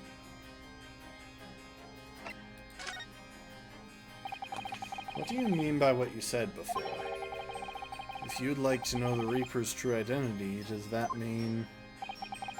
I'm a crown prosecutor, and the mortal like any other. I'm no demigod. They've all died, haven't they? The people you've prosecuted, I mean. Whether or not the trial ended in a conviction or an acquittal. Those I prosecute are the vilest wretches of our society. People who, without question, deserve to be found guilty. The world is a better place without them. But that's not true of Mr. Natsume, for example. He wasn't a vile wretch at all. Nor was Ginny. In fact, she's ever so hard-working now.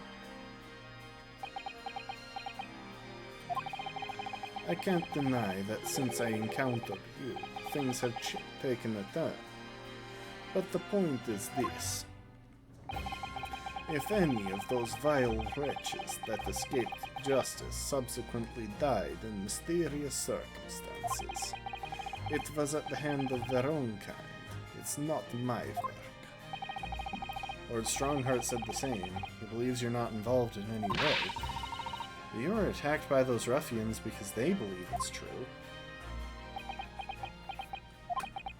The fact is, since people started to call me the Reaper of the Bailey, the number of serious crimes in the capital has dropped substantially.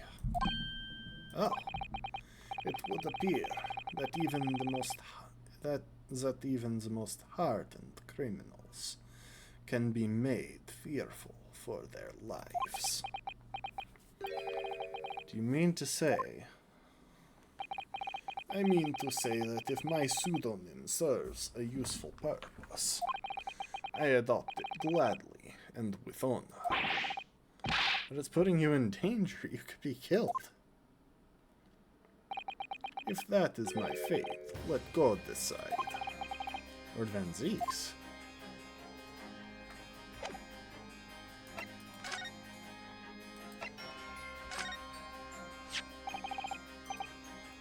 This article? Ah yes, it seems there was a reporter nearby when that little skirmish took place. I had no idea I'd been photographed. It was careless of me.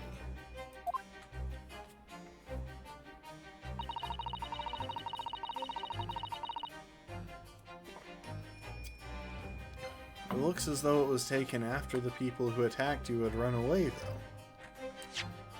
Hang on, sorry, I just want to check something.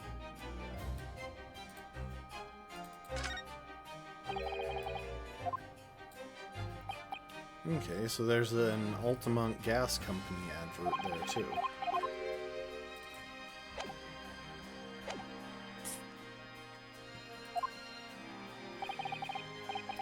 Rest assured, the police have already apprehended every last one of them.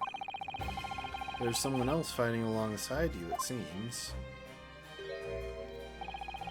And I think it's that same man, the same man who's sitting over there as we speak, isn't it?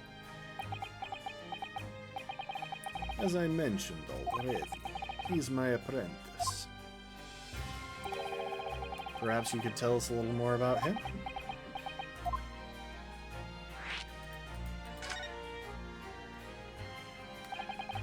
He's in my tutelage to become a prosecutor. So you could say he's my apprentice, I suppose. Ah, like you are to Hurley then. No? I don't remember taking an apprenticeship with a great detective. He's currently compiling a report about last night's attack. Looks like he's wearing some kind of mask. On Lord Strongheart's orders. Nobody knows the man's face, or indeed his identity. Why would you agree to take on such a clearly suspicious individual? Lord Strongheart's orders again. He's not one for meaningless follies. There will be a good reason for his actions. I hope you're right.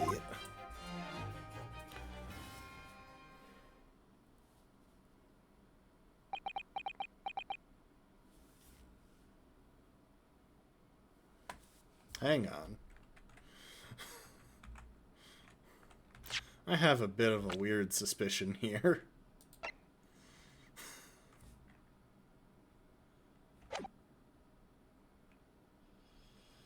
Sholmes, what are you doing under there? Ah. The task is complete? Good. In that case, you can collate all the briefs.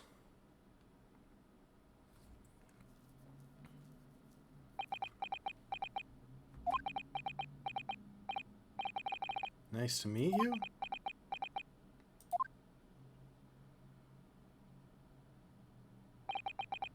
Back to work again. It was really strange, though. I've never met the man before, I didn't even know he existed, and yet, somehow it didn't feel like our first encounter. Why is Sholmes being trained as a prosecutor? Don't bother trying to converse with him.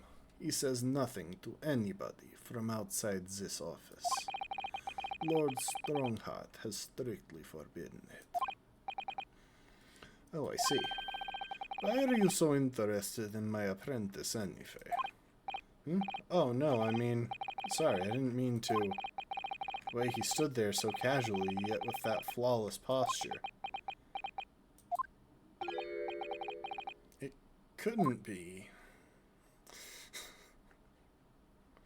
I appreciate that at the very least I figured it out before the game started dropping real hints just at his face. Ah, yes, there's something I've been meaning to ask you. Oh, what's that? That Nipponese man, is he faring well? Sorry? The one arrested twice in succession 6 months ago, with the stoop and the mustache and the jitters. Ah, Mr. Natsume, you mean? I'm not sure he'd be very pleased to find out you identified him from that list, Runo. He's fine, thank you. In fact, I received a letter from him by international post only the other day. I see. Well, I think we can end our discussion there, don't you? There's little time before tomorrow's trial. I advise you to spend it investigating the case. Yes, thank you for the advice and for the conversation. Can't believe he's asking after Soseki-san, after a Nipponese. I'm not sure whether to feel happy about that or worried. Honestly, I think he's just glad to hear that someone survived a case against him. Thank you for the hydrate, last one.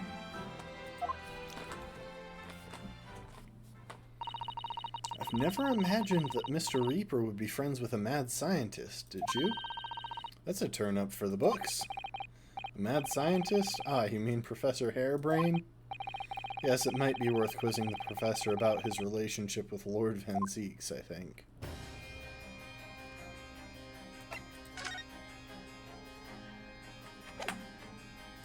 Hang on, I want to check one thing real quick. Okay, no new interaction.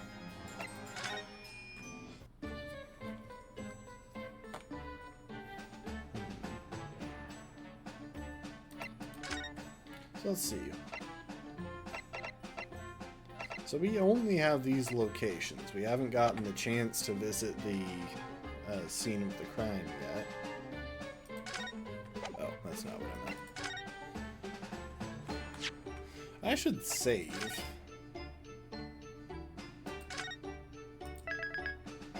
I haven't saved in a little while.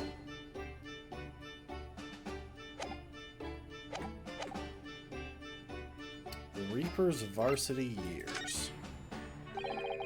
I understand Lord Van Zieks is a friend of yours from your university days? Yes, that's right. He was studying law whilst I was studying science. What was he like back then? A good question. Unassuming, gentlemanly, all-around a nice fellow, really. Sorry, I think you misheard me. I'm talking about the cold-hearted, merciless prosecutor, Baroque Van Zieks. What was he like when he was at university? Talk about a leading question, Runo. As I said, an unassuming and extremely pleasant gentleman.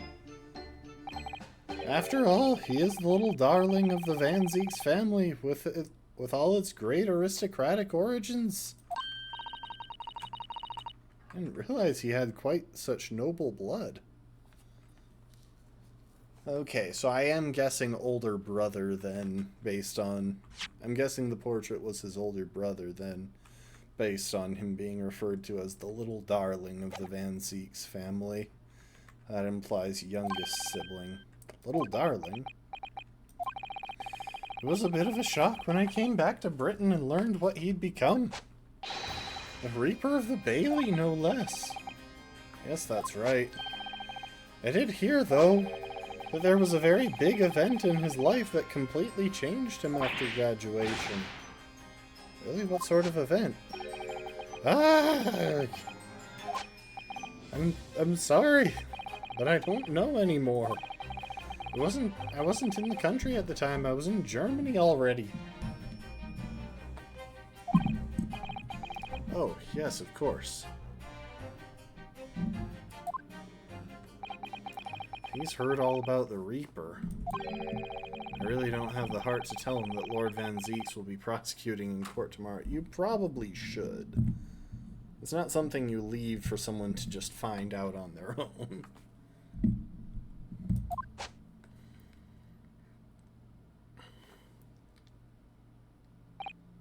So, Professor, let me just make absolutely sure I've understood you properly. The huge explosion that occurred yesterday, that was an accident, you're saying. You had no intent to harm the victim, who was in fact the sole investor in your work. Is that correct? As correct as 2 squared is 4. I swear it. Yes, it's true that the man perished in a machine of my invention, so I know that I'm far from blameless in all this, but still. I would never use my discoveries, my inventions, to take a person's life, not in a centillion years. I'm a man of science, that's all I know. You have to believe me, please. Do you believe me? Do you believe in my hypothesis? Science is the pursuit of truth, you know. I've always believed that, all my life. I'm afraid I don't know much about science, or your theories. But I do believe you, and I will fight to prove your innocence with all my might. I'm a man of the law, that's all I know. You have to believe me, please. When I went to live in Germany after I graduated, I learned something very important. Nationality, class, lineage, none of that matters.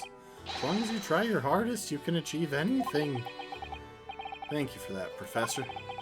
And thank you in advance for defending me tomorrow in court. Alright, Runo. It's time. Time to visit the Great Exhibition. Sorry? Well, that's where the incident happened, isn't it? Yes, I suppose that's true. Time to investigate at last. Although she partly just wants to go there to go there.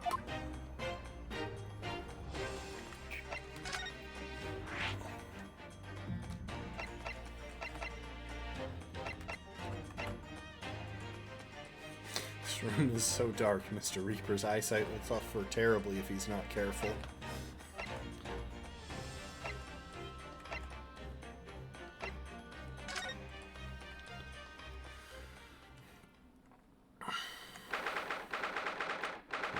October, the Great Exhibition grounds.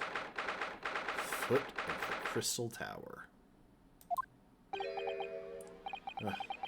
Showgrounds are a little too big for my liking. I've been walking around in dense crowds for 2 hours now, and I've felt myself swooning 3 times. There are a lot of people, aren't there? I've almost been trodden on 3 times, too.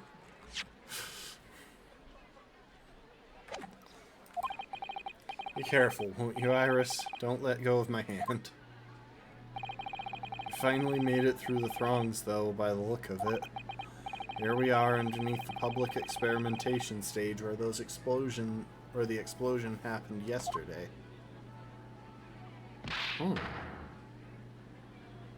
Wow, so it really blew a hole in that thing. And someone's saying their dots very vigorously. What's that? I can hear voices from up on the stage. It sounds like an argument. Right, I've had it with you this time. I'm warning you, I'll arrest you in a minute. Oh yeah? Oh yeah? Go on then, Spectre. Oh yeah? Go on then, Spectre. Give it a shot. You ain't got no evidence and you know it. Wait, I know those voices. You've got a cheeky little mouth on you, young lady, but a night in the cells will teach you some manners. Just try it, I dare you. If you want that bag of chips rammed down your throat. Yoo-hoo! Greg Z, what are you doing up there?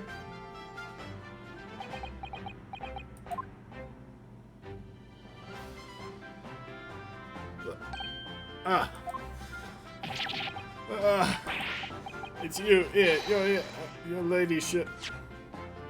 Here you are, your ladyship. How are you, your ladyship? I do hope you're well, your ladyship. Does that make her 3 times a lady? I'm not well at all. It's far too busy everywhere. I wanted to ride in a balloon, but there was a 3-hour queue. Unbelievable. I'll go and have a word for you at once, your ladyship. You'll be flying high as a kite in no time once I pull some strings for you. I can't remember why he's so willing to bend over backwards for her. Maybe they'll remind us. Tobias Gregson, an inspector at Scotland Yard. Until recently, he was suspended from duty, but it would appear he's back in action now. He's actually quite well known, appearing as he does in the Adventures of Herlock. Oh, right. He gets extra street cred for her making him famous, essentially. And for that reason, he can't say a word wrong to the story's author, Iris. There are limits, surely. Or there should be. Watch it, sunshine. Sorry? What gives then? Don't tell me you're on this case. Yes, I'm acting for the defense. So we're here to investigate. Dear me, that's the situation, is it? Is it really that troubling? A measly 5 bob. Is that all you got? Is that all y'all got? Did she pickpocket us? You're a lawyer, ain't you? You could stand to carry a bit more copper around in your pockets, Mr. Naruto.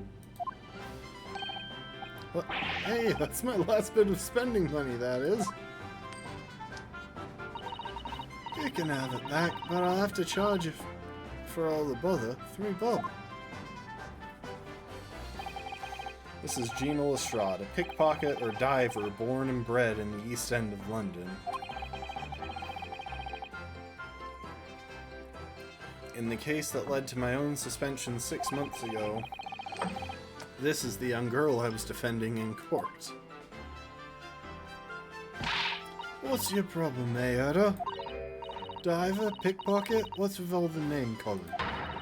You want a bag of chips rammed down your throat and all, do you? I thought you were proud to be a diver, Gina. You were just arguing with Inspector Gregson about it, weren't you? I assumed you'd been up to your usual tricks here at the showground. That ain't no way to talk to a lady, Otto. After years a long time, people can change. I'm an apprentice now, learning to be a Scotland Yard detective. So you'll have to call me what everyone else does, Inspector Lestrade now. Inspector? That badge is homemade, surely. The inspector part isn't entirely accurate, no one calls it that. For what it's worth, anyway. Investigating is off the cards for all of us. What's that supposed to mean? Right, well, I'll be back up top. You hold the fort down here, alright? Right, sir. This raises a lot of questions.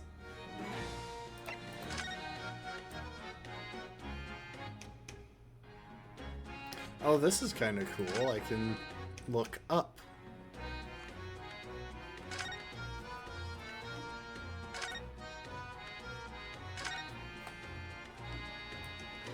It's a new option.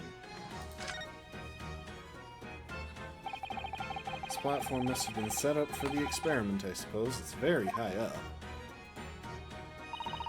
About 30 feet above the ground, apparently. That's what a policeman I just spoke to said. Don't really understand feet very well. We don't use them in Japan. Oh yes, sorry. It's about 9 meters. But soon you'll have been in London a year, Runo. It's time you got used to our measurements. Yes, well, the thing is so tall, the spectators at the front would just have seen the wall and nothing else. Probably thought they'd secured the best spot to watch from, only to be disappointed. There's a saying in Japan, the darkest spot is right under the lighthouse. I feel like it probably applies here.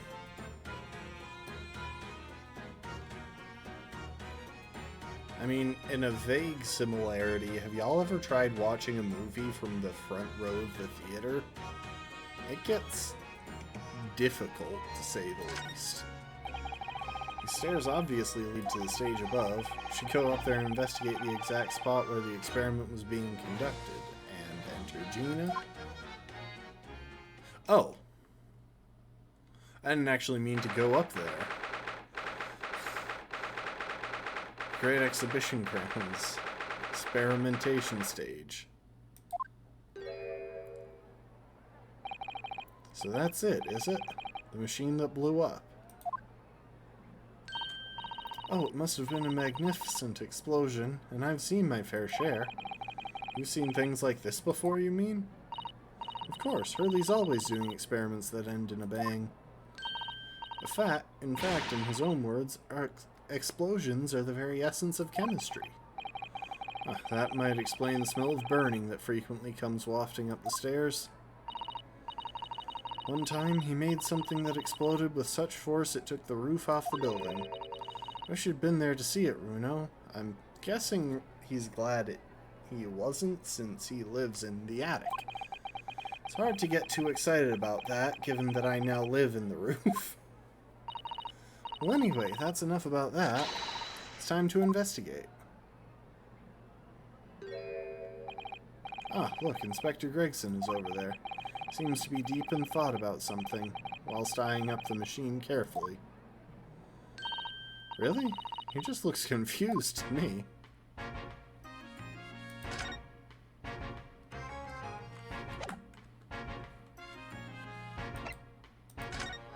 Bang.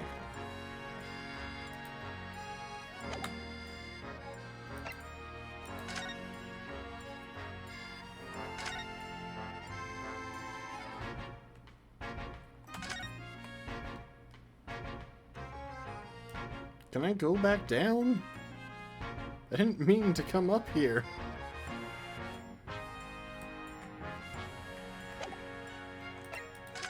Okay, hear me out. What if I go back to another location and then move again? Oh, that's interesting. He's standing there now. Lord Van Zeeks. I think he's ignoring you, Runo. The prosecution and defense should avoid speaking outside the courtroom, as a rule. So if anyone is being rude here, it's most certainly the man in black there standing before us. Oh, I see. Thanks for setting the record straight. Did you see that? He spoke to me, Runo. It's Lord Van Zeeks. Have you managed to visit the Great Exhibition yet? He's saying his dots. Runo. Stop interrupting him. That's not polite. Right. No niceties either,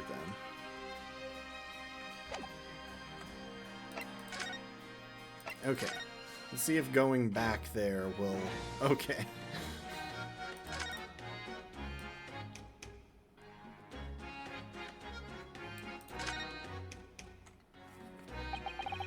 Crystal Tower.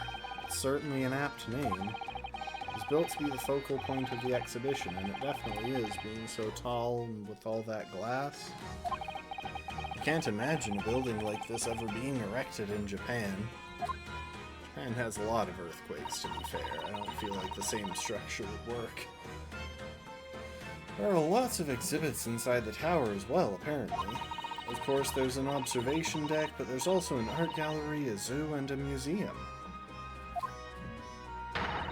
But I heard you have to queue for about 3 hours just to get through the doors. Well, at the moment, the shattered glass from the failed experiment may well be the biggest draw.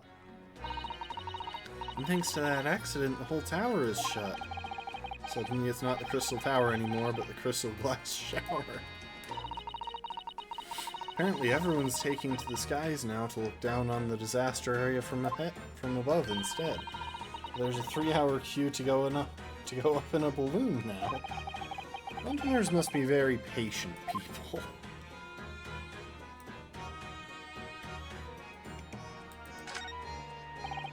For some reason, the ground is damaged in the spot. Look. Almost as if there was a fire here or something. Yes, if you look closely, there's some scattered ash and burnt embers, too. Suppose there was a big explosion just above here. People probably wouldn't bat an eyelid at a small fire like this would have been. I'm not sure we English are quite that laid back, Runo. Ah, it looks as though somebody dropped something behind the tree just here. Dropped or hid? What's this? Some part of the machine that exploded? Maybe. It could have fallen from the platform above in the blast, perhaps. What's going on here?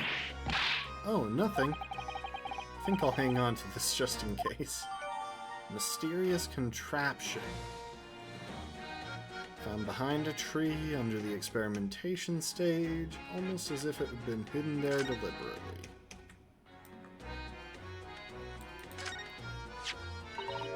Oh look, what's this? A ripped piece of cloth? It's not like any fabric I've seen before. It's very thick and stiff. It looks extremely durable. It's canvas, I think, with some sort of rubber backing. And the edges appear to be a bit charred as well. Maybe that means it had something to do with the explosion? Let's make a note of it while Ginny's mid-yawn. A piece of green cloth has been entered into the court record. Scorch marks at the edges. Torn canvas-like material backed with rubber.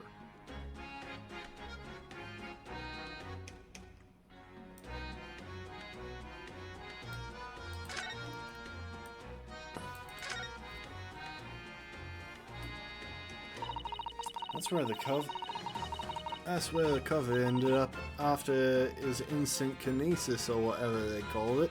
Dead, of course. And yet they're calling the experiment a success? What's the wooden scaffold there for? The coppers, our lads, set that up after the incident happened. To get the body down, I think. Don't know, really. Didn't you help to erect the scaffold then? No. Lookout duty's more my thing. Wandering around the exhibition and keeping a lookout for the fun stuff. Ryan Gregson doesn't hear you say anything like that, or he'll give you the boot. It's incredible, though, isn't it? I mean, could the victim really have bridged that gap by some sort of invisible kinesis?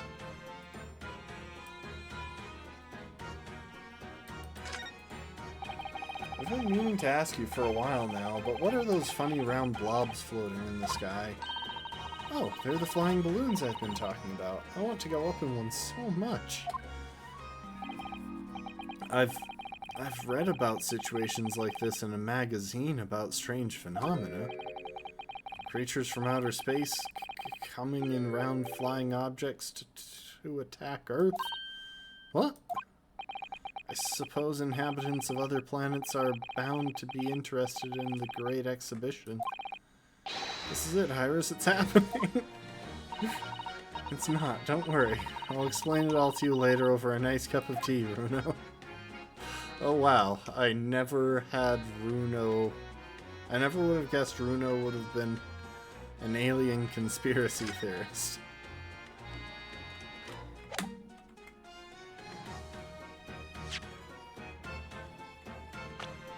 So, we're expanding the cast pretty significantly. I mean, obviously these two are the same person, but still.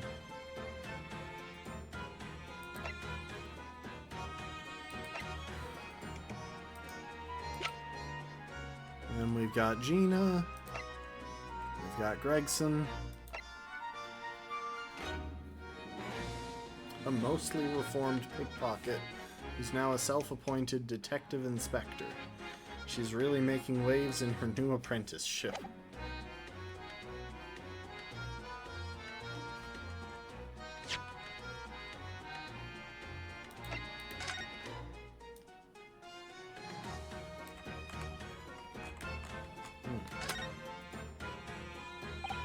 Ah, there's some sort of lever here.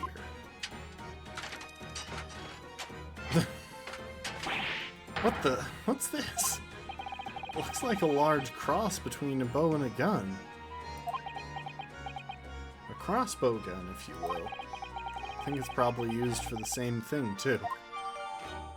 Mysterious contraption. It is now a crossbow. A folding crossbow as well, which is kind of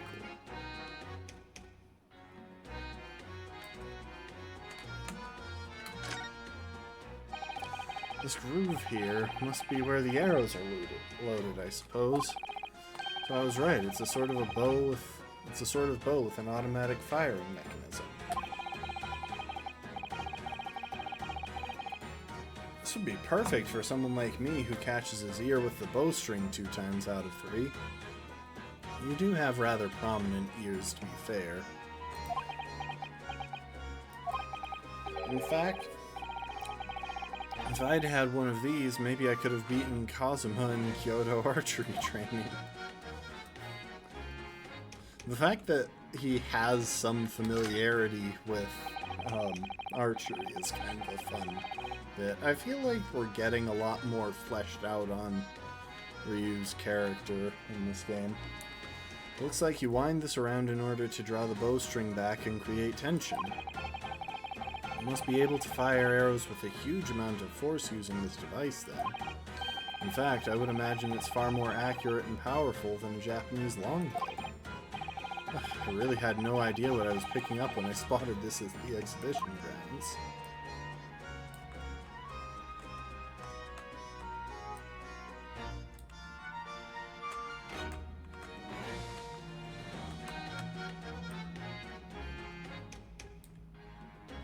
They really chose an awkward positioning for it, an awkward spot for it to pivot on.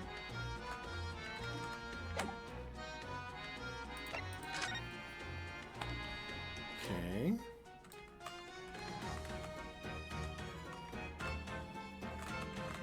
Front side doesn't have anything supposedly of note. Which means it's just the back side to inspect. It's like layers of thick canvas with a thick rubber lining of sorts. Never seen anything like it before, but applying Mr. Sholmes' methods, you might deduce it was part of a raincoat worn by someone who really didn't want to get wet. And the charring must have occurred when that person was struck by lightning. Or maybe not.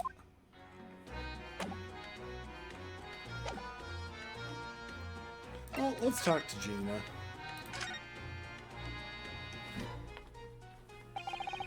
It was 8 months ago now that I first encountered Gina in connection with a case I was working on. At the time, she was living in the East End with a group of other orphans. She helped all of them survive by pickpocketing, but then she got embroiled in a murder. I had a lot of time to think in prison. I realized I couldn't go on like I was. The diving weren't working out. Oh, I'm so pleased to hear it, Ginny. Well done. So, you went from being a pickpocket to a detective? You got it good, innit? Inspector Lestrade. Sounds like something out of a book, eh?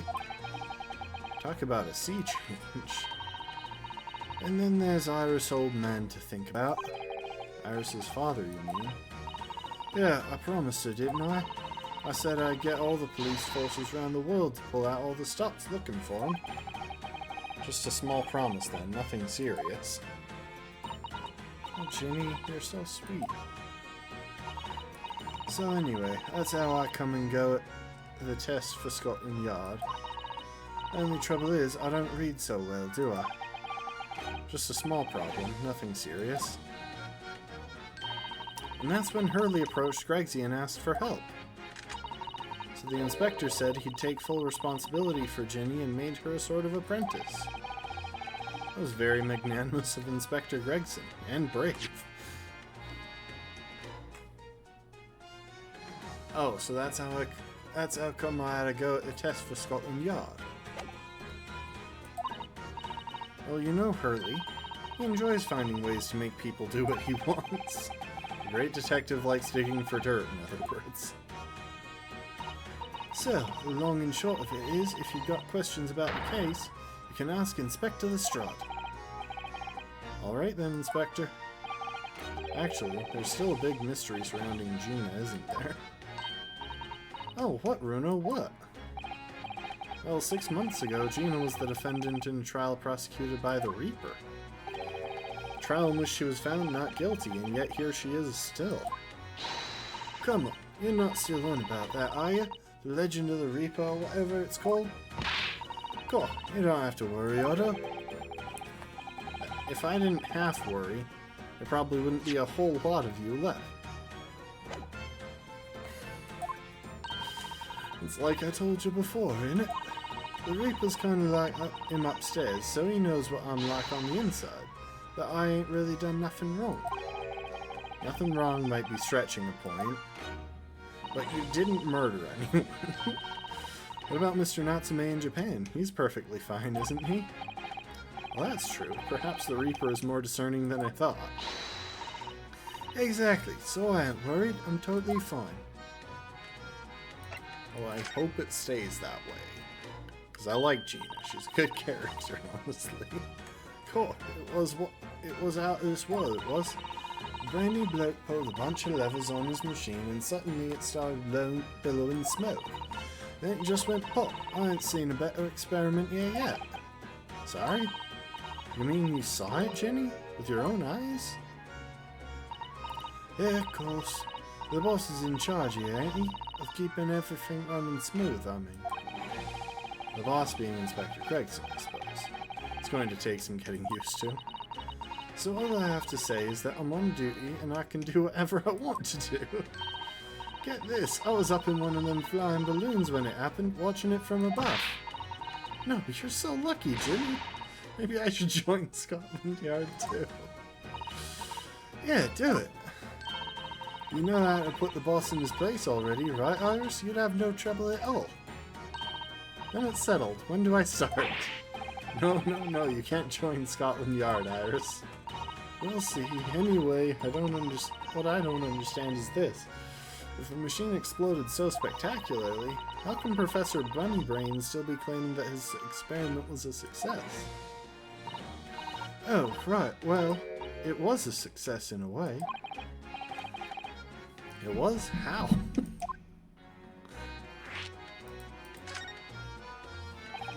Shortly after the whole machine blew up, no one could call the experiment a success. So like I said, it did sort of work. I mean, yeah, there was a load of smoke and that whopping great bang. Hang on, this could actually make for a decent thumbnail. But where do you think they found the victim's body, eh? In the Crystal Tower over there. What? In the tower? You can see for yourself, can't you? Up there above the scaffold. Oh, where all the glass is broken, you mean? Yeah, the cage what the victim got in to start with. Really did get beamed through the air or whatever and landed all the way over there. So you see, it did kind of work, didn't it? What? I don't believe it. I mean, I don't get the ins and outs of it, but anything's possible, right? With science. Well, I tell you what, you can have this. It's a plan of the experiment they drew up at the yard. Are you sure? Yeah, go on. I had 3 bob off you before, so fair's fair. Guess I didn't actually give that to you, did I? The sketch of the experiment has been entered into the court record.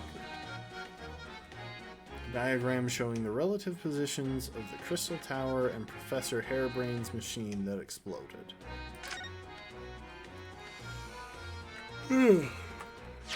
Let's see now.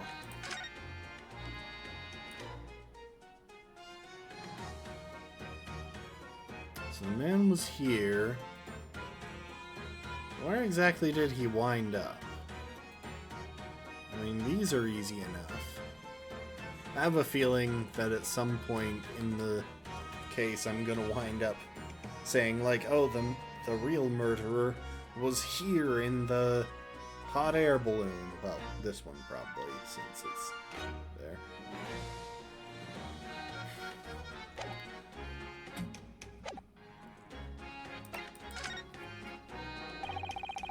Something Inspector Gregson before seemed a little strange. For what it's worth, anyway, investigating is off the cards for all of us. Yes, naughty old Gregsy ran off after that without explaining himself. Oh, right, that. The boss said no one's allowed to investigate that weird machine what blew up yesterday. Well, that's not fair. We're representing the defendant. In that case, could you at least tell us what you've learned from your investigations? You're not getting it. Then we ain't allowed to investigate neither. Why? What did the boss call them again? The Forensic Investigation Team, I think? Anyway, apart from them lot, no one's allowed to lay a finger on the scene. Bit funny, innit? So even Scotland Yard's own detectives can't investigate. Yes, I've never heard something like that before. Thought I could have a gander on the quiet though, but the boss caught me at it. Probably heard him giving me an earful before from down here, didn't you? It's not bleeding fair. I think you were giving him as much of an earful back as I remember it. Yeah, well, sometimes I think it's all them chips what make him so stubborn. You say something to him, Otto? Go on, see if you can get through to him. It's up on the platform above us. We can try, can't we, Runo? Gregsy will listen to us. And now, we will present her with a crossbow. You know, would you take a look at... Oh, where did it go? Looking for this, Otto? When did you do that? Wonder if you've got anything else to show me. What you reckon? Give that back first, please. Gotta show off my armband. This armband is proof, in Japan at least, that I'm a defense lawyer. And this badge is proof that I'm a detective. So you're all gonna have to start calling me Inspector this time. In that case, you'll have to start calling me, well, anything but Otto. I could call you a defendant there, Otto, if you'd like. But it don't really trip off the tongue. No, it doesn't have a great ring to it, does it? I assume this will also just get pickpocketed.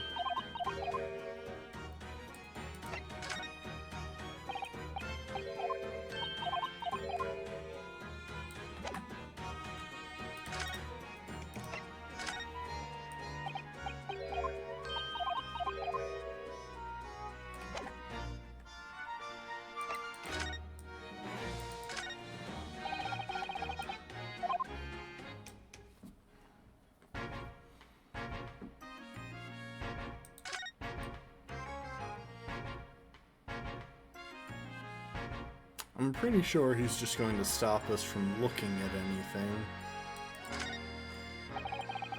Ripped itself apart magnificently, didn't it? Magnificently and mercilessly. So someone stands in the middle of the machine to be disassembled and then beamed through the air? Yes, beamed. Not blasted, that's the point. Yes, that part's crucial, really. Something like that even possible, though, Iris? Oh, Runo, I'm just a child. How should I know? Child when it suits you, you mean? From what I can tell, I think if you were to pull this lever over... Stop! Stop, don't touch that. That was practically instantaneous kinesis the way you flew over here just now, Gregsy. Please, you're a race ship. I didn't mean to startle you, but I can't let you touch anything up here. Sorry, you can have some of my latest special blend to make up for it. I'm not gonna do that sound effect, sorry. Ah, wonderful. This stuff really is wonderful. It's just like old times, this is.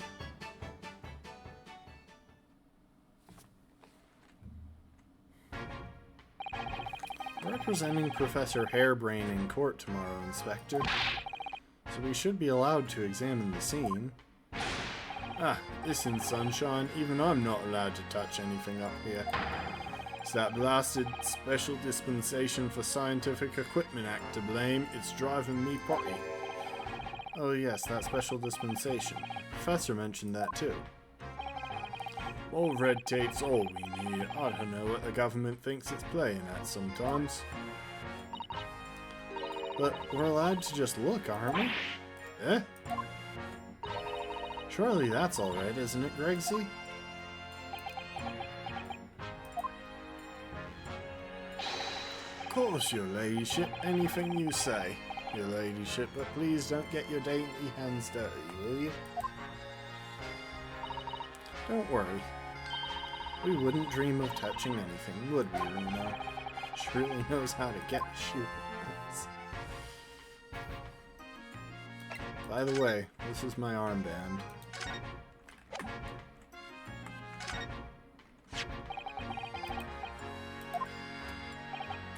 Well, it doesn't pass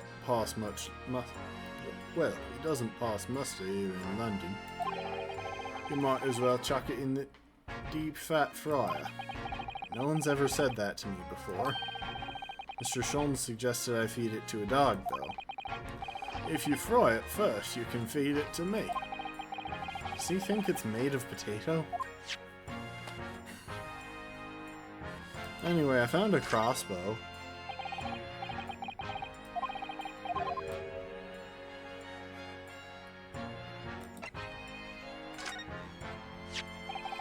Inspector, have you read this paper? Yeah, 2 unwelcome blasts back to back. This one at the exhibition and the Reaper getting attacked. I know, terrible news to wake up to, wasn't it? I tried to pretend I hadn't read it and turned over for another 40 winks. Thanks to that, I was late up and got a roasting from the super. Some mornings are like that, aren't they?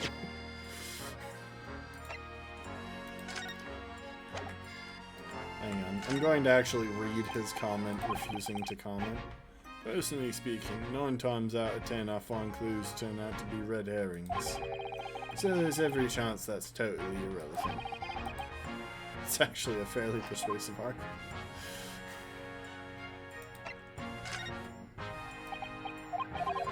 This was produced by your police department, buddy.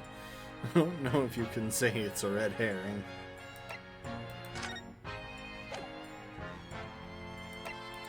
Okay, let's look at stuff. There are all sorts of strange buildings here in the Great Exhibition Grounds, aren't there? I seem to remember something similar being exhibited in Japan one time. Oh, in your country, Runo? I do wish I could go and see it.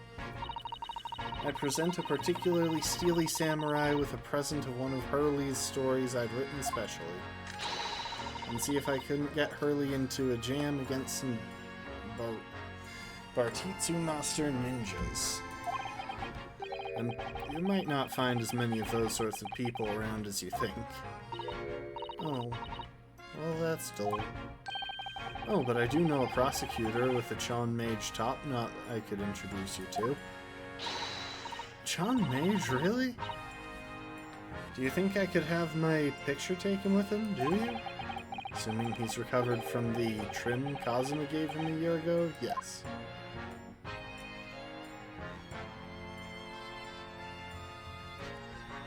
William and Turner.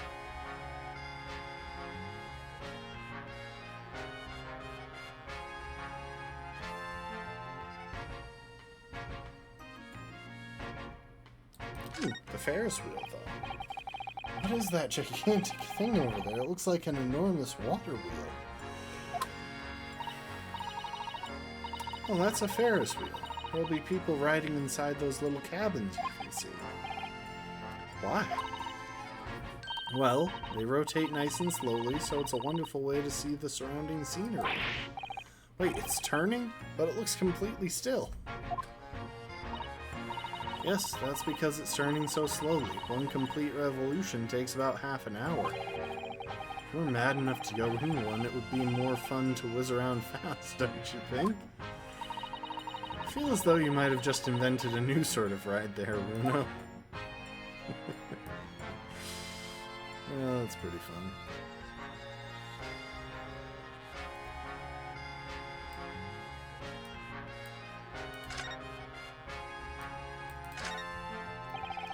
An amazing horn-shaped device is pointing toward the Crystal Tower. This suppose once people are disassembled by the machine, they're shot out of that thing to wherever they're going?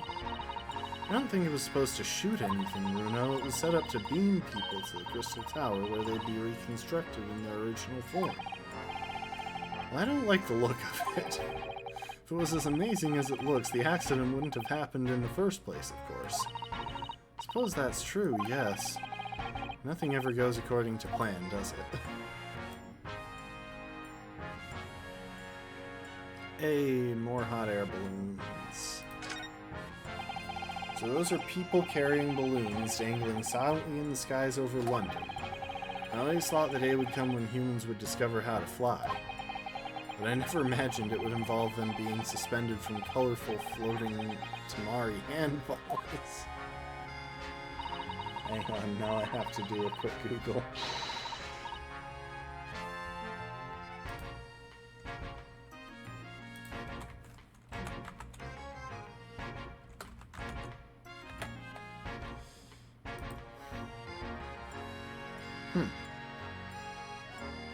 Okay, so they're a kind of toy.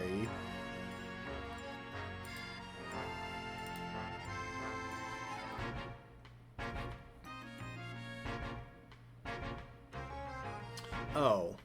Okay, it's a chai tea or ATM machine situation. Tamari means handball in Japanese. So they're tamaris or they're handballs. Made from embroidery to be used in handball games and other such similar games, like hacky sack. Okay. So made from embroidery. That's pretty fancy. Historically, they were made from remnants of old kimono.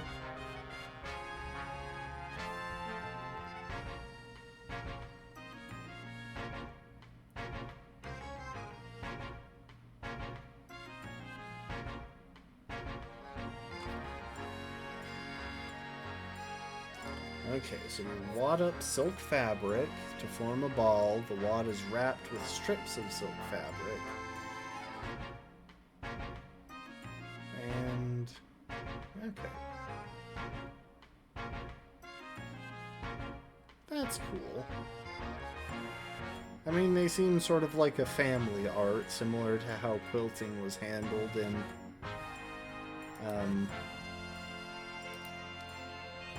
some Western countries previously. Interesting.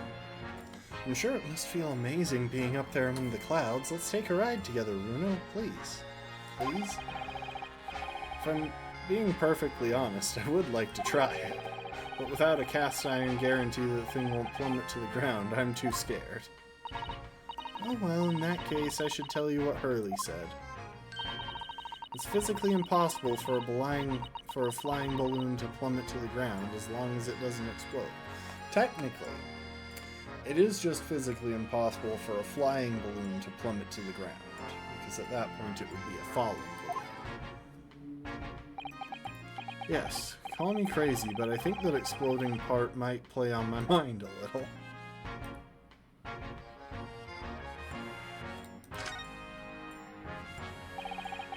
Considering how badly damaged everything is, Professor Haybrain was lucky to escape unscathed, I'd say.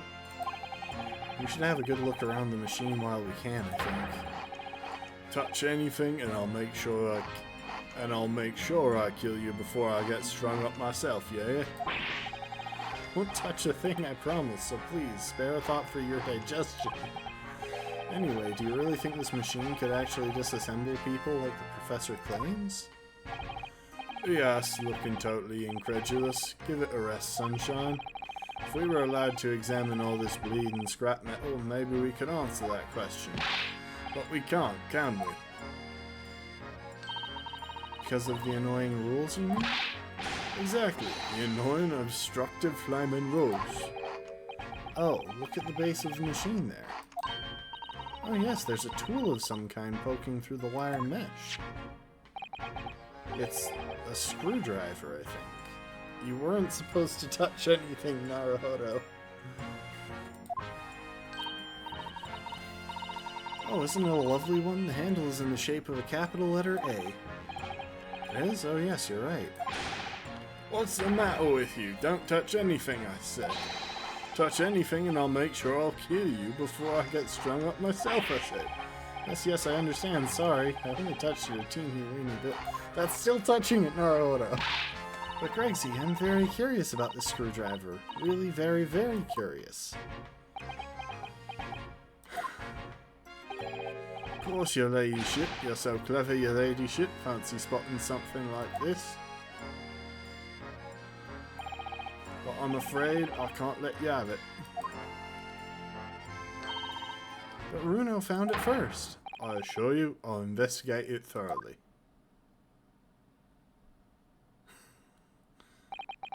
It's an appropriate response, guys. Come on. He's gone off with it. That was very mean, I'm afraid. Inspector Gregson is going to make a very clumsy and embarrassing mistake in next month's installment now. Poor Gregsy.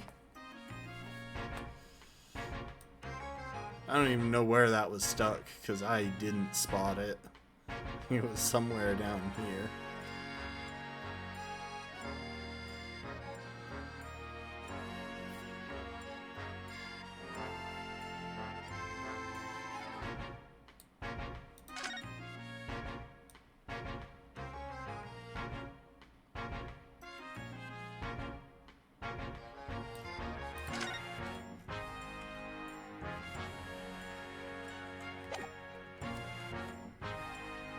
Oh, I thought he left.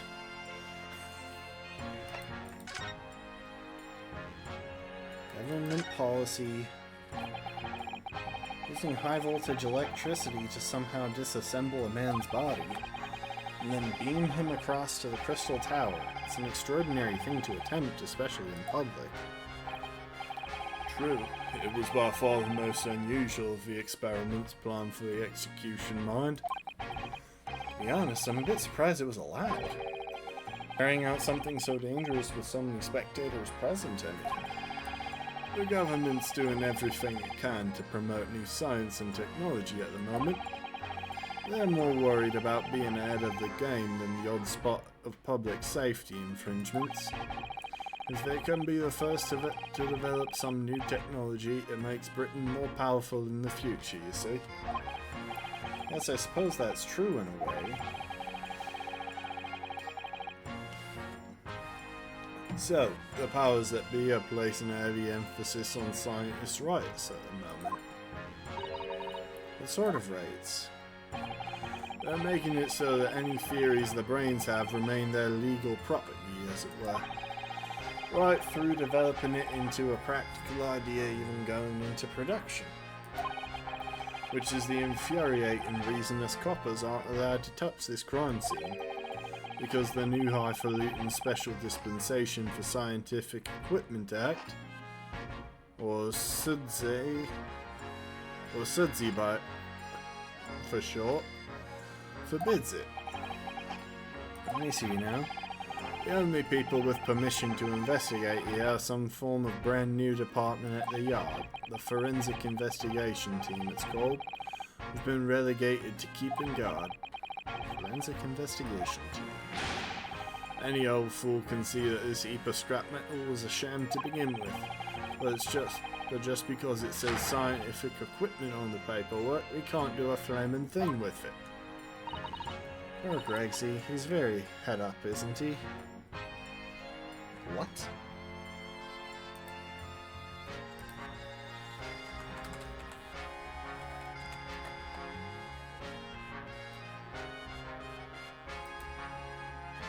Okay, so highly excited or upset, but like, where the crap does this... Ah, dialect past tense of heat. So instead of heated up, it's het up. Okay then.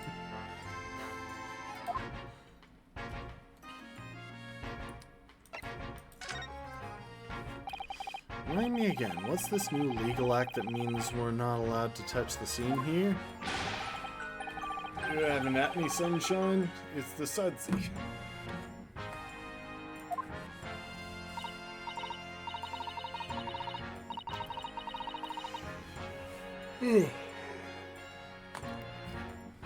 Yes, I think Hurley mentioned that recently, with a real twinkle in his eyes, I remember. I'm sure he did, your ladyship. I'm sure he did. Past especially for this great exhibition it was. All scientists have to do is present their ideas or inventions to some suits in the civil service, and if it gets rubber stamped, that's a guarantee of rights to maintain the invention's confidentiality. What does that really mean? Think about it. Think of all the world-changing new inventions on display every day at this exhibition. Although a good half of them are a load of cobblers, if you ask me. Put forward by shammers like yourself. Thanks for that. Oh, I love how absurd some of the inventors here are. It's also fun. It might be fun to you, but a member of the force has to be present at every single demonstration. Can you imagine, eh? Hang science, that's what I say. Oh, I don't think so. That sounds like my dream job. You'd soon think otherwise after spending a day guarding all these shammers' bogus contraptions. But if they're all bogus, how can anyone hope to demonstrate them? There'd be no point. Yeah, well, there is a point, sadly. Sorry? Thanks to another of our government's bright ideas, if any theory or invention is deemed to show potential, the government hands out a research grant. Scientists get funding? Exactly, and that's what they're all after, all these shammers coming from far and wide to clog up the Hyde Park. And who has to keep them all safe, eh? Who has to smile politely and welcome them? Us coppers, that's who. So you can see why I say it now, can't you? Ain't science, ain't it? Well, maybe I can see your point, but you're going a little overboard. Apparently Professor Harebrain lives and works in Germany now conducting his research. That's right, come back to Britain especially for the great exhibition as I understand it. Whew. Probably off for one of the government's research grants. Actually, we learned something else about the professor earlier today. About his time in further education. Turns out he was at university with someone we both know. Lord Van Zieks. What's that? News to me, but if Van Zieks mans the prosecution, then as the accused, the professor's fate is sealed? Because the Reaper will get him one way or the other? Blimey, that man's beyond me. I don't know what goes on in that head of his. Talking of Van Zieks, this morning's paper ran the story of him being attacked. Read that? Oh yes, but Mr. Reaper is completely fine. Nothing to worry about. Yes, right. Glad to hear it. Still, the Reaper, huh? How long's that business gonna keep up, I wonder?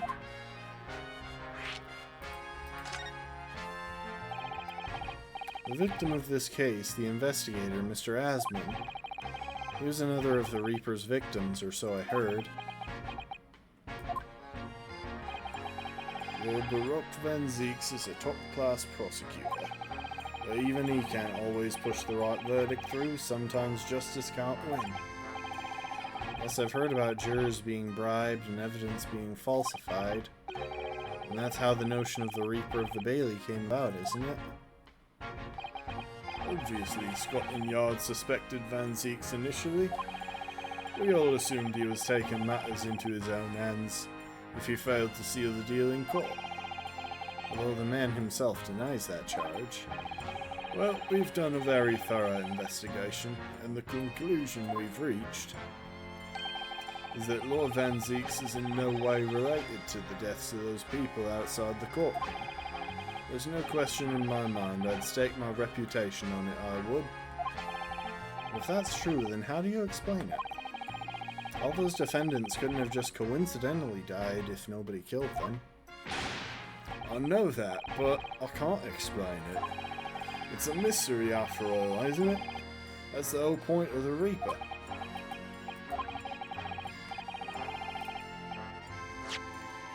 Professor Harebrain mentioned something else. He said at university, Lord Van Zieks was a totally different person, easygoing and kind. You what? He said that it was after they both graduated that something happened to change the man. You have any idea what it was? No clue. Really? Look, I got my hands full with watching over this frustrating prom scene. Why don't you go and make a nuisance of yourself elsewhere?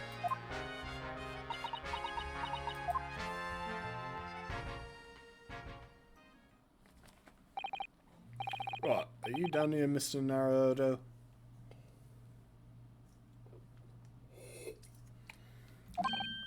Sorry?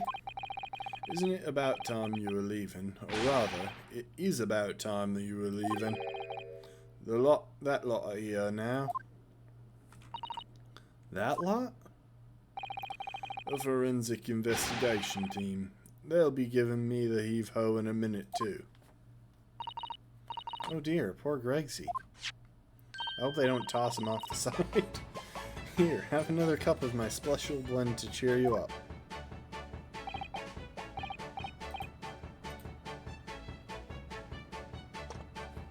Pinky's up. Ah, that hit the spot. Yup, it's every time. Well, at least I've seen the scene with my own eyes. It's like this is as far as we're gonna get with our investigations here, at least. I've been thinking. Hurley might know something, mightn't he? About what? About Mr. Reaper. About what happened to Lord Van Zieks, you mean? Because it sounds like something very significant occurred after he graduated from university. Something that completely changed his life. Maybe, but I have no idea where to find Mr. Sholmes at the moment.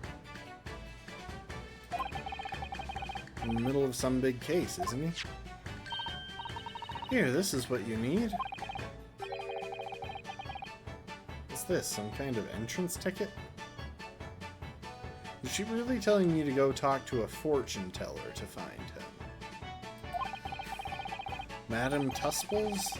Is this supposed to mean something to me? You don't know it? It's the most popular attraction in London at the moment. It's very close to Baker Street, actually. We could go now if you like. No, we don't have time for visiting attractions today, Iris. We have a big trial tomorrow. Well, that's where Hurley is. What? At this popular London attraction? You could have led with that, Iris, I'm gonna be honest. Yes. How is it that you know where he is? Hurley told me, but he told me to keep it a secret from you, you know? Madame Tusples? I don't see how it could be related to the case we're investigating here, but then...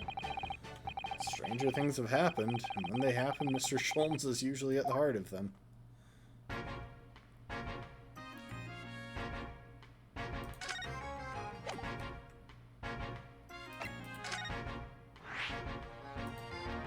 Location has been added.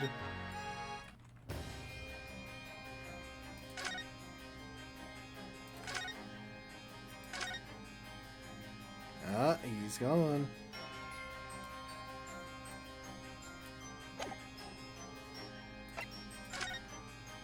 I kind of just went back to see if, I wanted to see if Gina was still down here.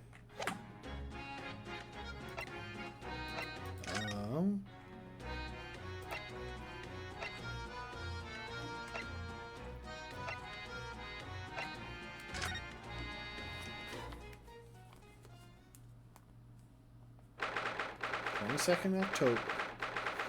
Madame Tusples Museum of Waxworks.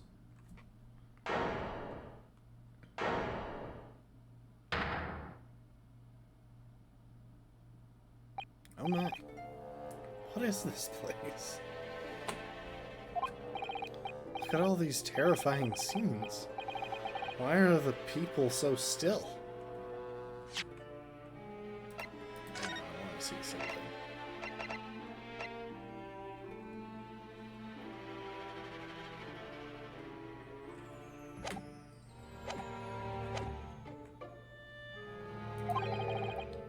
Guillotines, ruthless murderers. I know what I'll be dreaming about tonight.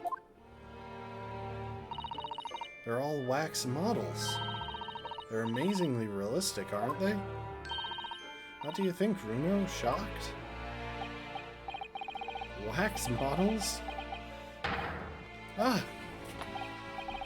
I read about dead bodies in wax once in a magazine about strange phenomena. Depending on how corpses are kept after death, parts of them can turn to wax, apparently. It's called a adiposaur. Adiposaur. Stop talking about creepy things like that, Runo. You're scaring me. Anyway, adiposaur doesn't form readily, you know? It's only in very specific... What now? I've just remembered something else I read. In another magazine about strange phenomena. How many magazines have you been reading, Runo? There was an old lady, maybe a witch, who used to pour molten wax over corpses and put them on display. None of the exhibits in here are real. They're all entirely man-made replicas. They can't be. Do you really expect me to believe that? Just look at them. Oh. There's no way anybody could make models of people that are this realistic. Hi, Sholmes. And they're all such gruesome scenes. Wait. What is it? Oh, no. Must be seeing things. Is there a hand poking out of there? They definitely didn't want me to miss that. Big heavy curtain is in a very prominent position, isn't it? A nasty feeling there's going to be something truly terrifying behind it. Oh yes, that's the famous Tusples special exhibit. Depicts one of England's most notorious killers. Do you want to pay the extra fee and have a look? Pay more money to be even more terrified? Oh, let me think about that for a moment. It's only a suggestion.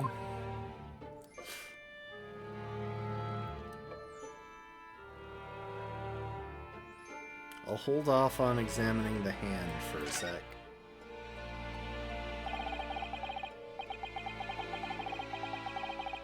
These models are so well made, I can't tell what's a waxwork and what's a real human. Maybe all the exhibits are real people, and when it's closing time and all the visitors have gone home, they suddenly start moving about. Just thinking about it makes me wish it was closing time and I was on my way home.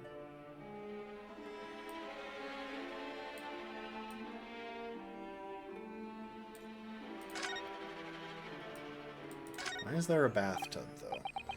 Is this some infamous murderer? Yes, called Jane the Ripper. All her victims were young women. I knew it. You can't tell by the way she's holding that knife.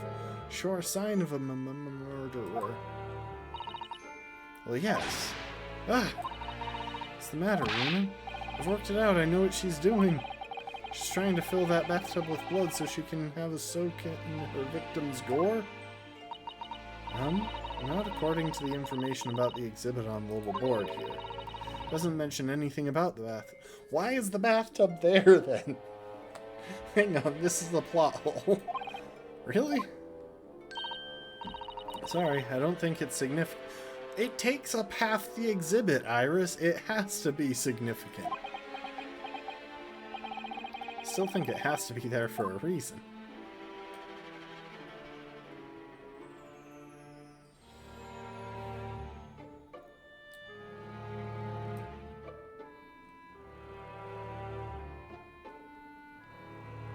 Sorry, just trying to get a good look around, make sure I don't miss anything.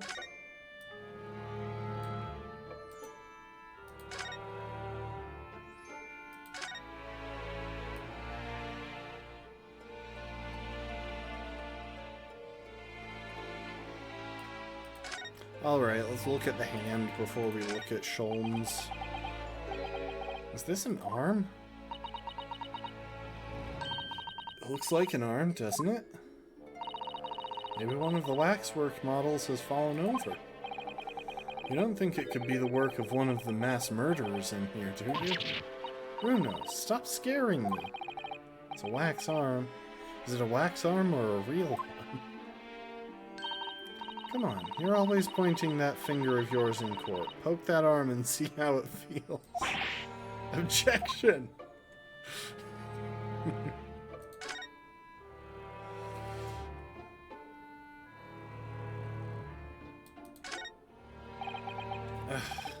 Is that an example of Western Sujigiri?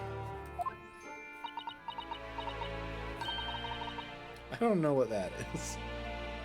Well, I'm gonna Google it before he explains it.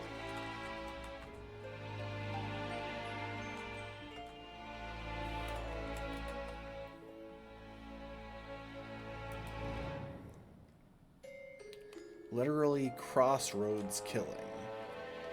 Term for a practice when a samurai, after receiving a new katana or developing a new fighting style or weapon, tests its effectiveness by attacking a human opponent, usually a random defenseless passerby, in many cases during nighttime.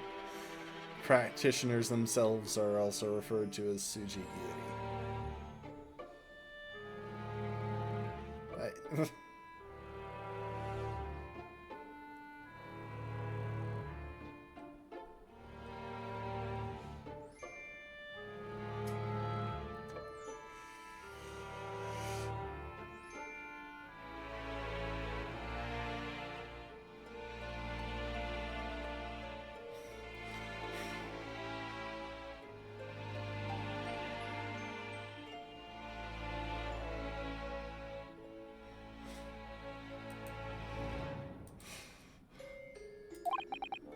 You know, when an unscrupulous samurai randomly attacks a passerby to test his sword.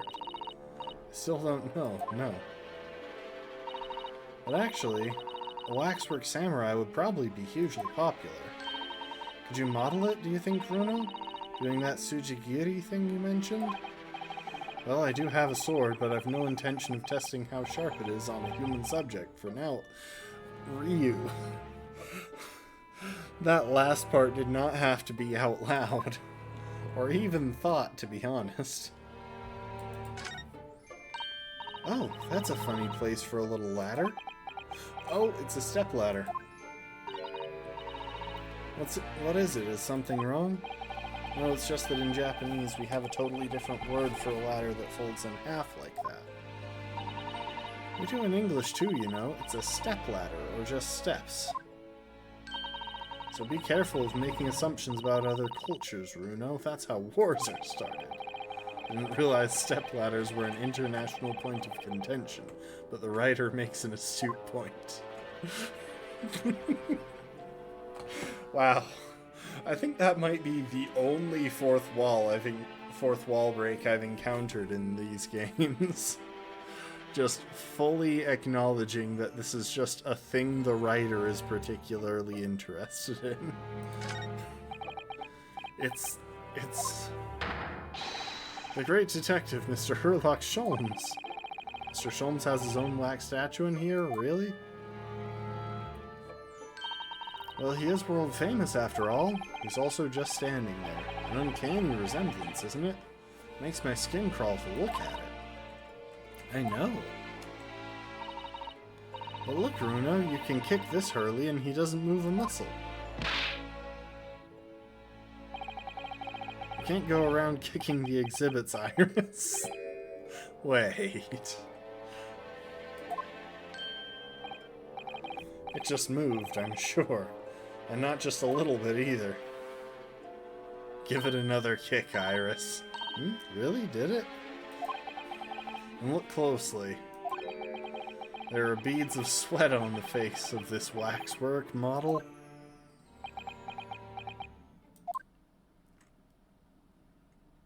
Give it another kick, Iris. Shall we move on, Iris? Over there, look, there's a great murder scene to enjoy, much more appealing. Hold it! My dear fellow, I take exception to your recoiling in such a manner as if you've seen something truly abhorrent. No, you deserve that one, Sholmes. Mr. Sholmes? I knew it. Iris, what possessed you? I strictly forbade you from divulging my temporary waxwork secret to Mr. Naruhodo. Temporary waxwork? What do you mean? And that kick, could you not have exercised a little more restraint? You winded me. Bruno has something he needs to ask you. A question? And I thought you'd probably be getting bored, too. So here we are. Well, I can't deny that your timing was impeccable. A mere 2 minutes more being stationary like that, and my great brain upon which all my success has been built would have turned to wax. Thank goodness we arrived in time. Indeed, in many ways, the pair of you just saved the world from an unimaginable loss. Oh, Hurley, you do like to talk nonsense, don't you? He could know something, it's true. About Lord Van Zieks and what happened to the past to change him. Now that you're here, let's take our time. How can I be of assistance? For you're in luck, I'm suddenly quite taken with the idea of conversing. Oh, well actually, I'm in quite a hurry. And if my eyes don't deceive me, I believe something is afoot within the walls of this very museum. A most fascinating case, if I'm not mistaken. Really? Moreover, I have a strong suspicion that it is related to the matter about which you've come to me now. But how could it be? We shall speak again presently, my dear fellow, but for now I must return to my work. What, back to being a temporary waxwork exhibit?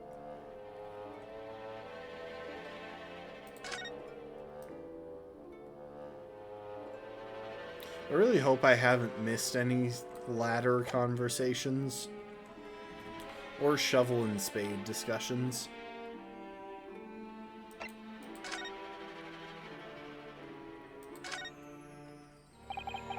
What is this place? He's saying his dots. Oh. Madame Tusples came to London from France 3 years ago, I understand. Since she opened this little waxwork museum last year, it's enjoyed great popularity in London. There are museums like this in Japan. Too, but these displays are something else. I mean, they aren't made from actual real people, are they? The extreme realism of these waxwork models is a particular secret of the Tusples family, they say. They earned renown during the French Revolution for waxworks of victims of the guillotine. That sounds grim. The gruesome scenes were portrayed with such realism in the expressions of the faces of the condemned.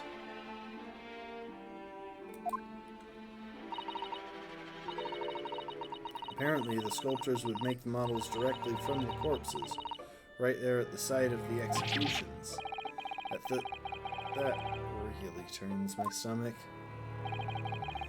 That's just one of several legends about the Tusples family. Whether there's any truth to it, I couldn't say. But anyway, this museum houses models of famous people from all over the globe. Nevertheless, the most popular area of the museum by quite some margin is this House of Horrors. House of Horrors? Of course, visitor numbers are dwindling now as a result of the Great Exhibition.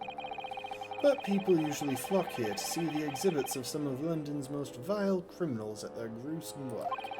We're putting up a wax sculpture of Mr. Natsume just next week, as a matter of fact. As soon as his body is delivered here from Japan. Naturally, most of the miscreants portrayed here were sent to the gallows, so they're even stiffer now than the models of them. Have you heard of poor taste? My dear fellow, the public live for poor taste. They yearn to be shocked. So the hideous exhibits in here are... they're all portrayals of real events that actually took place. Is it just me, or did the temperature in here just seem to drop? Anyway, I advise you not to think too deeply about what you see here. Oh, he's back to being a waxwork, is he? What did you mean by temporary waxwork, Mr. Sholmes? Exactly what you see. I'm part of the exhibits here, catching these criminals in the act. Catching them? Every half hour, I home in on a different killer in one of the displays and adopt a new pose to ensnare him. When members of the public come for a closer look, I offer them my hand to shake. For a shilling, I'll happily allow them to take a photograph with us. Us? Does he mean him and the waxwork murderers in here? But why, Mr. Sholmes? Well, you see, I'm broke.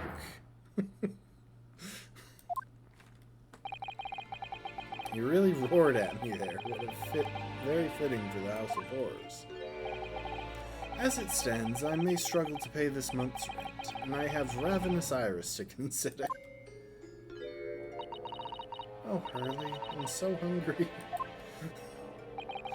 If push comes to shove, I shall have to ask you to do your bit, Mr. Naruhodo.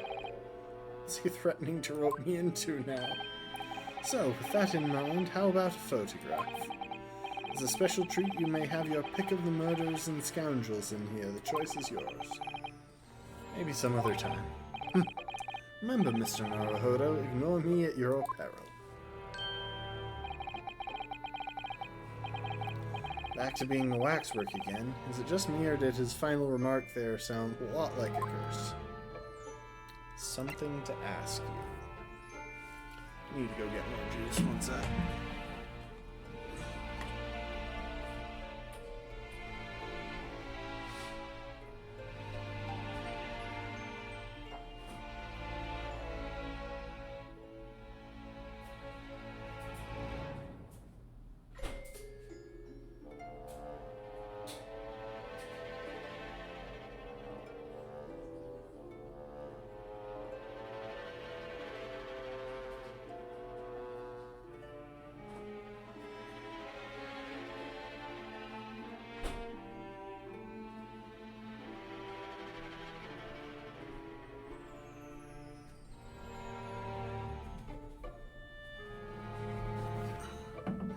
It really does seem like cranberry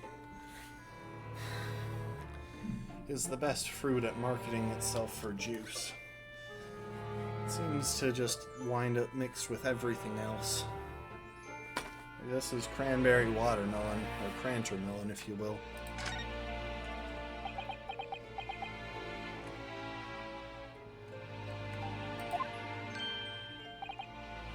Well? What is it you'd like to ask me, then? Actually, it's about Lord Van Zieks. Ah, our friend Mr. Reaper. How did you find him? Well, I trust.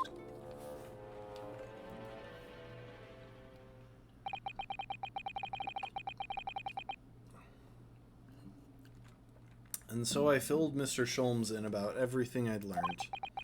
About Lord Van Zieks, about Professor Harebrain, and about the strange coincidence that they had been at university together.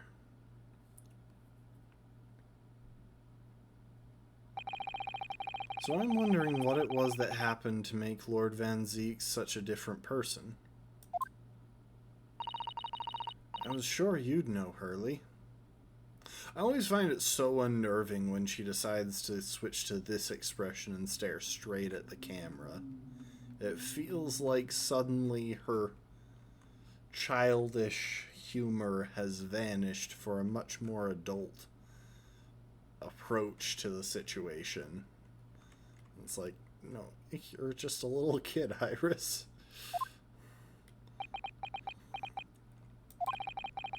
You said there was something going on here in this exhibit hall before, that something was afoot. and that you believed it was related to what I wanted to ask you about. Mr. Sholmes, you can't just start saying your dots in the middle of this conversation. Mr. Sholmes? He suddenly clammed up. Well, it seems we've reached the unavoidable... Greetings. Oh, hello. Where did she appear from? What's she wearing? Could she look any more mysterious? I hope you're appreciating my museum. Sorry, have we? Mr. Sholmes, do you know this? Not again. My apologies, I am Esmeralda Tusples. This is my museum of waxwork. What? You're the Madame Tusples?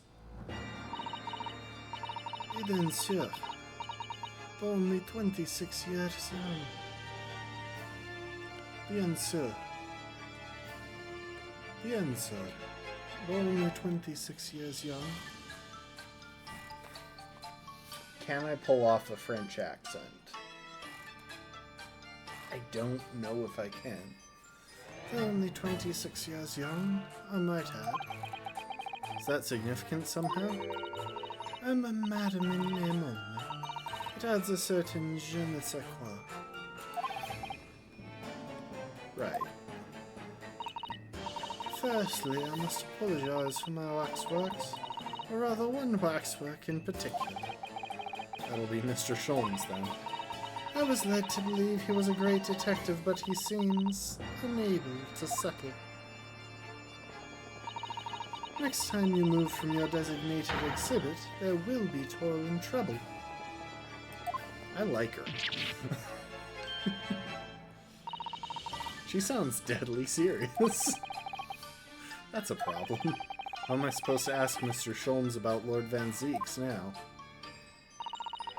Let's not forget what Hurley said before about something being afoot. Right here in the museum, I mean. Yes, I know, but... I'm so curious. I want to know what's happening here. Haven't we got enough on our plate already?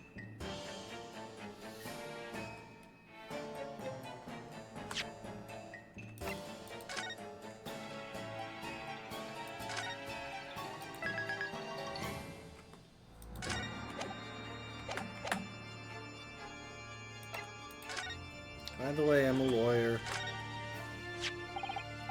Madam, there's something I'd like to show you. Yes, what is that? I remarked on it myself immediately. I've been very curious since.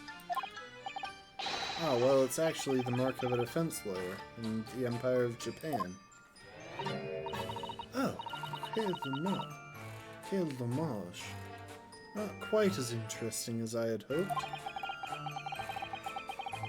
What exactly were you expecting from an armband?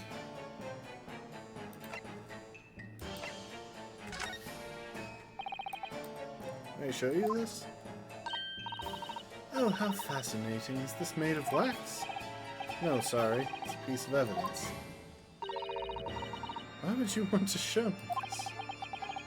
She can only wax lyrical about wax, is that it?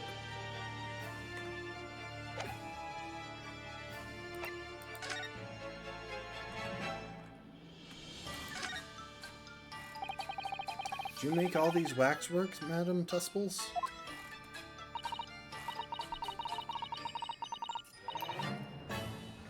I did. I'm the third generation of waxwork artisans, you know. Gosh. It was my grandmother who began the tradition in my family. Her fortunes were checkered, living through the turbulent times of the French Revolution as she did. Oh, that is when she acquired the savoir-faire. The savoir-faire that leads to the astonishing life-likeness. All these waxworks really do look as though they're alive. In fact, they look more alive than Hurley.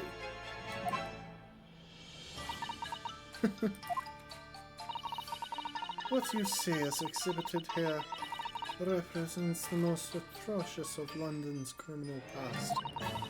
All the waxworks were created in the presence of the real people on which they are modelled.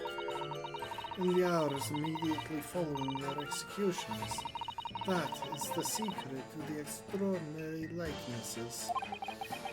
lifelikeness. That sounds terrifying. All walks of life have similar challenges, I'm sure. To carry out one's trade par excellence, one must go to extraordinary lengths.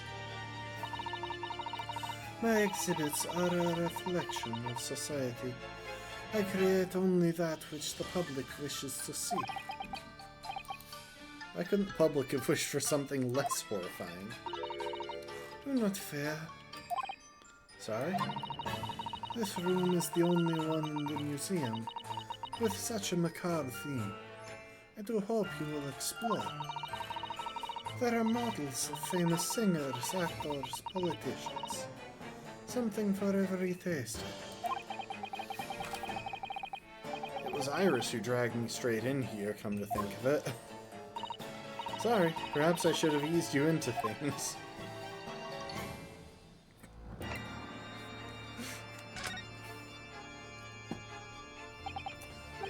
What's the situation with that? Ah, my temporary waxwork model. He approached me some days ago, you see, with a business proposal. Oh, what sort of proposal? My dear madam, what these sparse exhibits need is the addition of a world-famous great detective. I'm sorry, ma'am. Or words to that effect. Ah. Naturally, I'm well aware that Mr. Sholmes is widely known in London as a talented detective. He's a great detective, actually. He's very specific about it. Yes, the creme de la creme.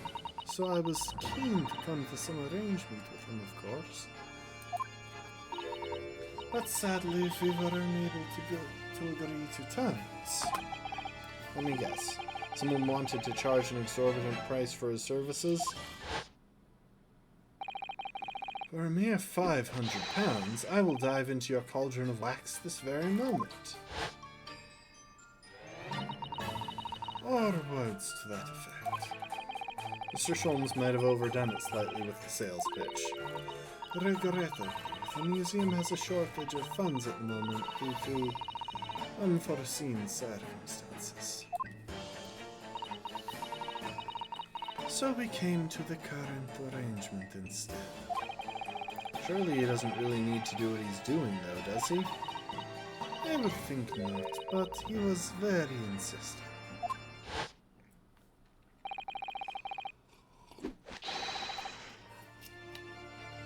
I have a 50-shilling problem that must be resolved by the morning.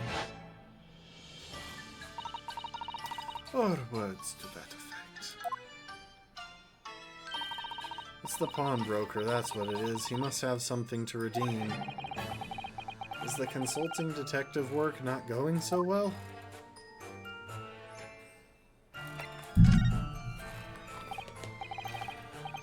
I wonder, could I ask you something? You know, for a second there, if y'all see where my mouse is on her wrist. So my mouse is a bit bigger on my screen than OBS captures it for some reason. I've never understood why, but anyway.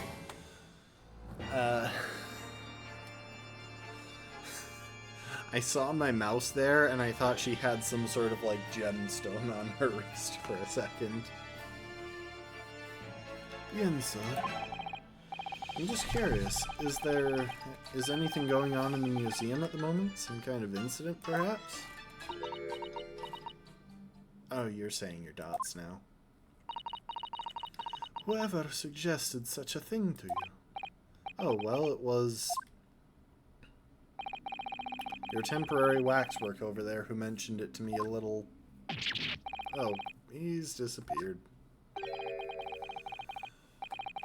A wax model is a work of art, not some tawdry object for trade.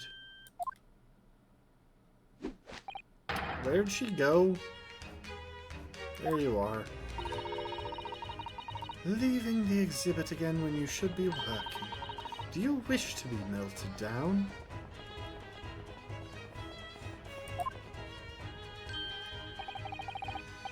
My dear Madam Tusples, save your reprimands. There are more pressing concerns.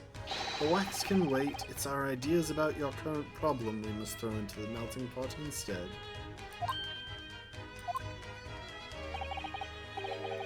Personally, I would advise you not to involve the police. Why ever not? She's turned as white as a sheet. Because you have at your disposal a great detective whose services you may employ for a mere 50 shillings. Though please be aware that I insist upon payment in advance. Madam Tusples, in the interest of screwing with Mr. Sholmes, don't take his offer. He will still answer the question because he can't resist. Very well. Let us see if the great detective is able to live up to his name, shall we? Shall we? Before I engage my analytical process, I must ask you to clarify something. What, pray, is behind the curtain? That is the Tusples special exhibit. There is an extra charge to see it. Ah, the special exhibit in the House of Horrors. It must depict a serial killer then, I presume. Would you be so kind as to draw back the curtain, I wonder? Absolutely, no. There is nothing amiss behind that. Nothing amiss, madam? What about the arm protruding ominously from under the curtain? Ah. I strongly encourage you to allow me to see what lies beyond before the situation worsens. Yes, very well. I will draw back the curtains, but only a soupçon. A soupçon. I have no idea how to pronounce that.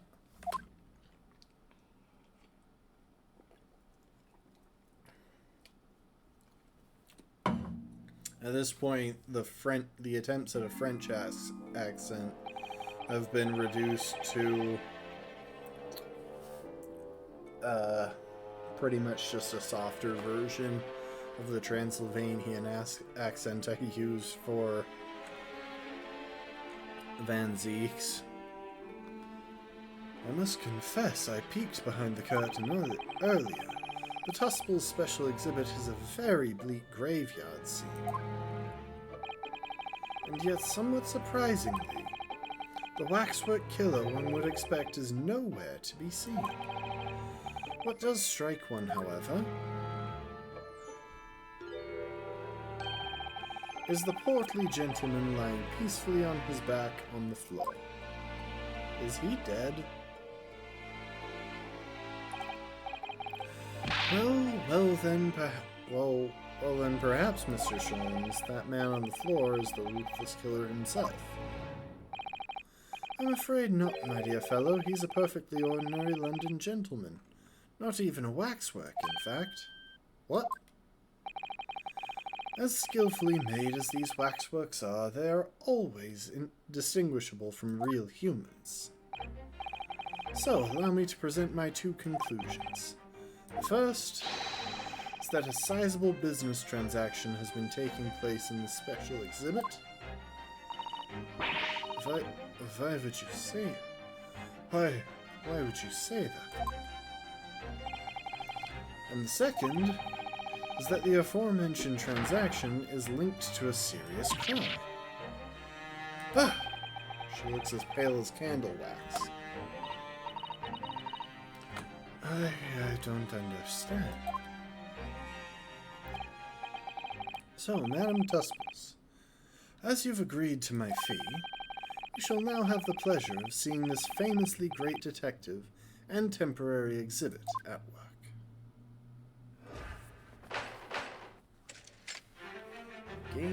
is afoot. Waxworks fate. To begin with, we must ask ourselves what exactly is afoot here in this museum. The answer is revealed by the bundle of banknotes protruding so hopefully from your bag. In my estimation, some 200 pounds. That is my own money. So what does this large sum of money reveal? Not as much as the involuntary glance you cast, it would seem, Madam Tuscles. The answer lies where your eyes now fall. The significance of the 200 pounds is revealed by that public notice. Waxwork for sale? Your business has hit hard times, it would seem. In short, you sold the infamous killer, the centerpiece of your special exhibit, for the sum of 200 pounds. No. Now, let us explore the next curiosity with which we are presented. Who is the portly gentleman stretched out so peacefully on the floor? It would appear the man has suffered a severe shock, the cause of which is clearly known to you. Unfortunately, madam, keeping secrets does not appear to be your forte. What dealt the man such a shocking blow was, of course, the 200 pounds. It would appear that you twisted this gentleman around your little finger most effectively. What are you suggesting?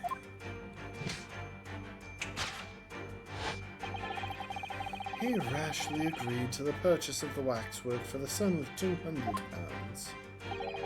Only when he came to hand the money over did it occur to him what an extortionate amount he was paying, but the money was no longer in his hands. And the result, the scene we see before us. He collapsed in shock. Yes, the killer in this special exhibit fetched a killer price. We can only pray that the gentleman's dreams are not plagued with regret. So, is he dead or not?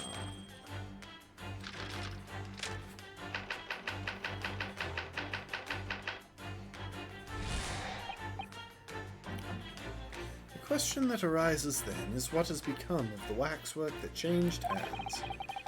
Let us consider that problem for a moment. You cannot possibly. What immediately strikes me about this conundrum is the young man standing over there. Who is this fellow? To find the answer, we need only observe his neckerchief. Such as is worn by policemen as a secret sign to fellow members of the force that a crime is being perpetrated. Yes, this young man is an undercover policeman currently investigating this museum. I know him well, in fact. It's Sergeant John Clay. What are you talking about? The man's quite a celebrity. He received triple accolades in last year's policing awards. But next week, so one thing I've noticed that's unrelated to what he's saying, for some reason she's keeping her other hand behind her back, and I feel like that's going to be relevant. Next, we turn our attention to the old man sat before him with the particularly unsightly visage. I've been watching closely and he hasn't moved a muscle. Almost, in fact, as if he were a waxwork. But your reaction only confirmed my suspicions, madam. I noticed it at once, of course. Observe. I mean, yeah, there's a price tag on it. The telltale sign that instantly proves whether or not this old man is a waxwork is the obvious price tag. Threepence? A tragically low price, you might say, though perhaps the going rate for aging waxworks riddled with cracks. and yet you sold it to the portly gentleman for an exorbitant £200. Sort of plucky behaviour that's sure to attract the attention of Scotland Yard. Isn't that so, madam? I do not... Yes, the waxwork you sold has already been seized by the police and remains in their custody as we speak. The old man must be reunited with his grave in the special exhibit, and not a moment too soon.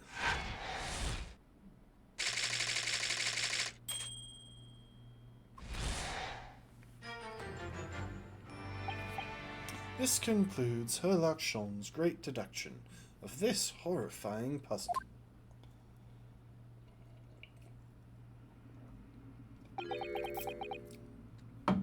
Okay, so after that absurdity... Go for it, lady. Dump it on him, by all means. I see I've stunned you all into silence. You have, Hurley, you have. And you've obviously upset this young lady in the process. Her cauldron looks awfully hot. If I could just bring up one point, Mr. Sholmes. Ah, the notorious Naruhodo 1 point. I'm all ears, my dear fellow. According to your deduction, then, the special exhibit featured this old policeman. So that would mean he's the particularly ruthless murderer, wouldn't it? The killer policeman Otomo. Sorry? It was a mysterious series of murders that rattled the capital only last year. The police rushed to the scene every time, only to find the culprit had disappeared into the ether. And it turned out the culprit was a policeman himself, a senior officer by the name of Ottermo. So you mean that's who that sinister-looking old man there is supposed to be? Indeed, it is a particularly grim face, is it not? Unforgettable, in fact. Yes, I remember that odious countenance only too well. But is £200 a lot of money for a waxwork model? It would be enough to afford one of the latest steam carriages, if that puts things in perspective. So, it is quite a lot, then. Is there anything else you wish to add? Before I melt you down. That bubbling wax is looking more and more ominous. The smell of all that molten wax is starting to worry me. Mr. Sholmes did more or less accuse her to her face, so I think I might have to call on your assistance here, Iris, if that's alright, to make some minor corrections to the great detective's great deductions. Of course it's alright, we'll soon set things straight. Well, let's get started, shall we? Before Madame Tusbles vents her anger. We're saving your life here, Sholmes, and I don't know why. Just what I was waiting to hear, my dear fellow. So, Madame Tusbles, in accordance with our agreement, you shall now have the pleasure of seeing this famously great detective and temporary exhibit at work.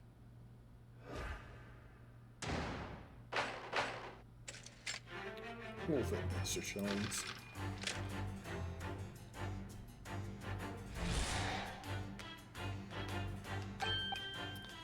To begin with, we must ask ourselves what exactly is afoot here in this museum. The answer is revealed by the bundle of banknotes protruding so helpfully from your back. In my estimation, some £200. That is all my own money. So what does this large sum of money reveal? Not as much as the involuntary glance you cast, it would seem, Madame Tusbles. Yes, the answer lies where your eyes now fall. The significance of the £200 is revealed by that public notice. She definitely looked in this direction, it's true, but I'm not sure she'd sell any of her waxworks, even for £200. Oh? She must pour her heart and soul into making them, don't you think? over and above the wax. If it were me, I wouldn't sell them for anything. For that much money, I would, but it sounds like that makes me a bad person. Well, anyway, I wonder if the 200 pounds could have some other significance. Let's follow that furtive glance again and see if there's anything else that could explain it. Yeah, there's something else.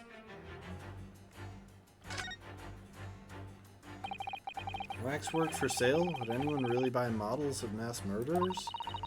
I think I'd rather have 200 pounds in my pocket. Exactly, you could buy one of those brand new types of steam carriage. That's what I'd spend it on if I had it, no question. Oh, I'd buy all the herbs in the world.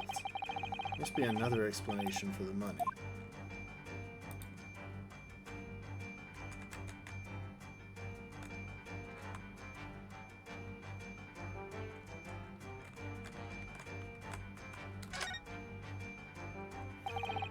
Seems this well-dressed gentleman is alive after all, just not alive and kicking. Well, that's good. He's not a waxwork or a model of a mass murderer. I'm not sure I'd pay 200 pounds for him. I don't think the man's up for sale. Well, anyway, it was a silly place to put him. Other museum visitors could easily trip. I don't think the man was put there on purpose either.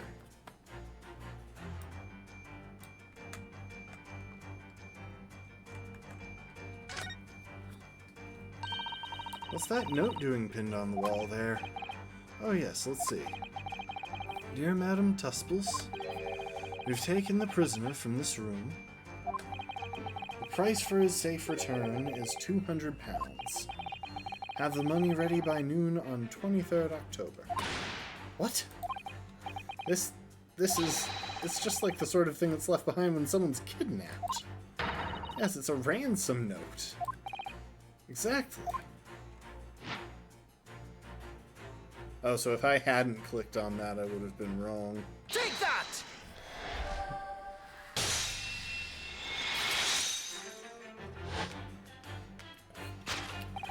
The significance of the 200 pounds is revealed by that ransom note. Quite so, and we must congratulate these criminals on their inventiveness, abducting a waxwork. 200 pounds is no small ransom fee, yet you clearly intend to pay it. The model in question has special importance, so I put together all the money I have. In summary, then, the 200 pounds you have in your handbag is ransom money. Now, let us explore the next curiosity with which we are presented. Who is the portly gentleman stretched out so peacefully on the floor? It would appear the man has suffered a severe shock, the cause of which is clearly known to you. Ah. Unfortunately, madam, keeping secrets does not appear to be your forte. What dealt the man such a shocking blow was, of course, the 200 pounds. So if the waxwork was kidnapped, where does that leave us in terms of who this man is? You could just ask him when he comes round. I think the point of this exercise is to understand the beauty of the deduction process, Iris. Oh, look, I have become Naruhodo. Yes, you're right, Hurley's trying so hard, we mustn't let him down. Well, there's little doubt he suffered a shock, that much seems clear. But in that case, what's Madame Tusples trying to hide? Let's have a closer look around.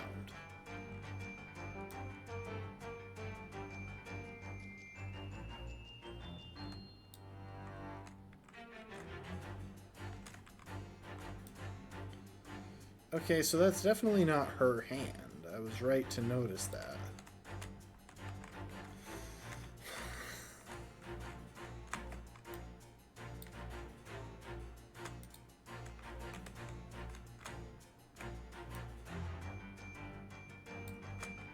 I just want to see if there's anything else I can examine.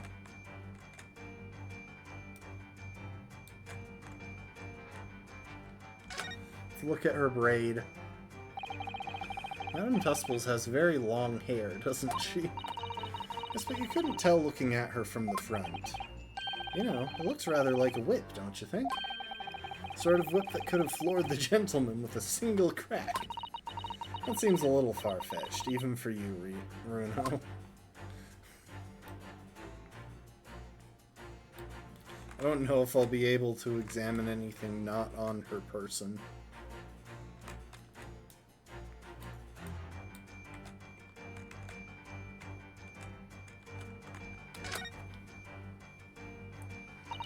So she was prepared to pay all that money to get her waxwork back again? It really must have been a very special model. Of a mass murderer, just how special can a model of a ruthless killer be? I mean, she might not be able to recreate it if her waxworks are based on making the molds on a fresh corpse. Like, that's not something that you can do endlessly. If she doesn't have a long-term mold to keep recreating them, maybe she lost the original. Or it broke or something. Well, anyway, we can be fairly sure that the man lying on the floor didn't take it. Suppose we should leave him in peace. So it's not her hand. It's the hand of the waxwork itself. This is just Madame Tuspel's right hand, isn't it? Yes, it must be. I can clearly see her left hand, after all. Oh, but wait a minute. This is the left hand as well, look. Don't say such creepy things, Iris, please. And it seems very stiff, too. In fact, it's really hard. That's what she said. You mean... it's made of wax?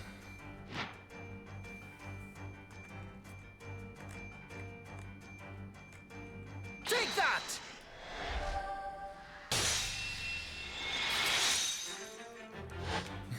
Wait, did she bash him over the head with that thing? What dealt the man such a shocking blow was, of course, the waxwork hand.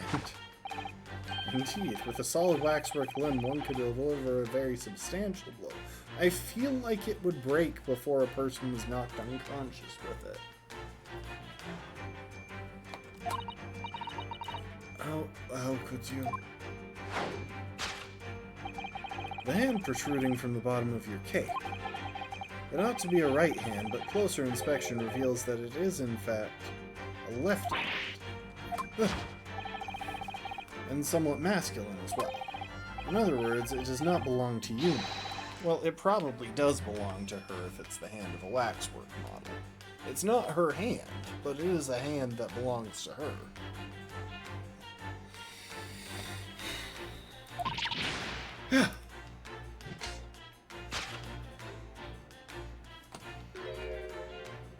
Oh, see, having a metal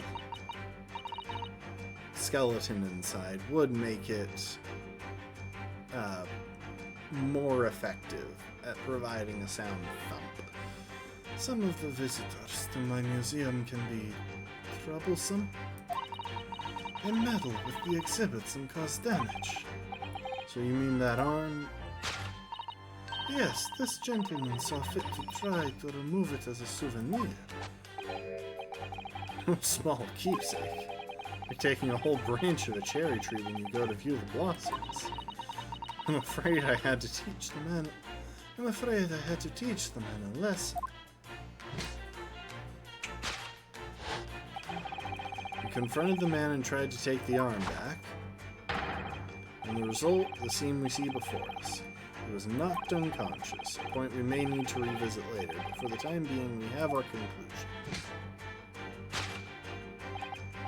Yes, the killer in this special exhibit has been kidnapped.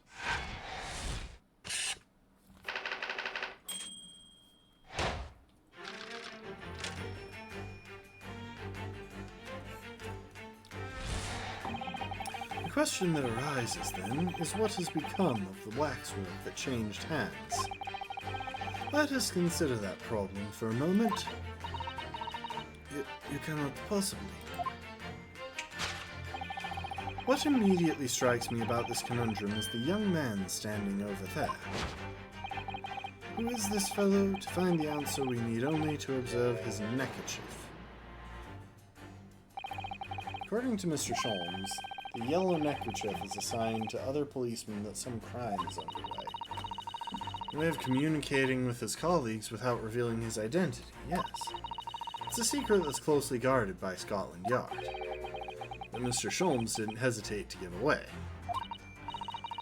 Well, uncovering secrets isn't any true detective's nature, of course. Yes, but he did just give that to a civilian, potentially endangering undercover officers in their duties, which is not necessarily a good thing, Iris. Right, anyway, judging from Madame Tuspel's reaction to Mr. Sholmes' deduction, I think perhaps we might not have identified that man quite correctly.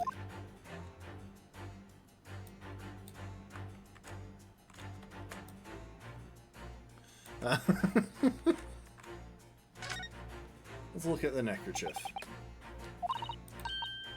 Sounds so thrilling, doesn't it? Maybe I'll try to work it into next month's installment. But then the police's secret will be revealed to all of London's 6 million inhabitants. Well, they'll just have to come up with a new sign, I suppose. How does this 10-year-old manage to have such terrifying influence?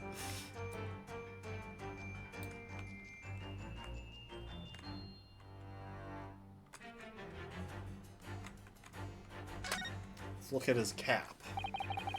I've seen hats like this in Japan. They're called flat caps, aren't they? Yes, or hunting caps. Hurley's hat is called a deer stalker, by the way. Hunting, stalking... The British certainly seem keen on catching game. Every time I see a deer stalker, I automatically think of Mr. Sholmes. But a flat cap makes me think of a Japanese country gentleman somehow. In other words, from people all over the world... In other words, people from all walks of life wear all different types of hat, so that doesn't really help us.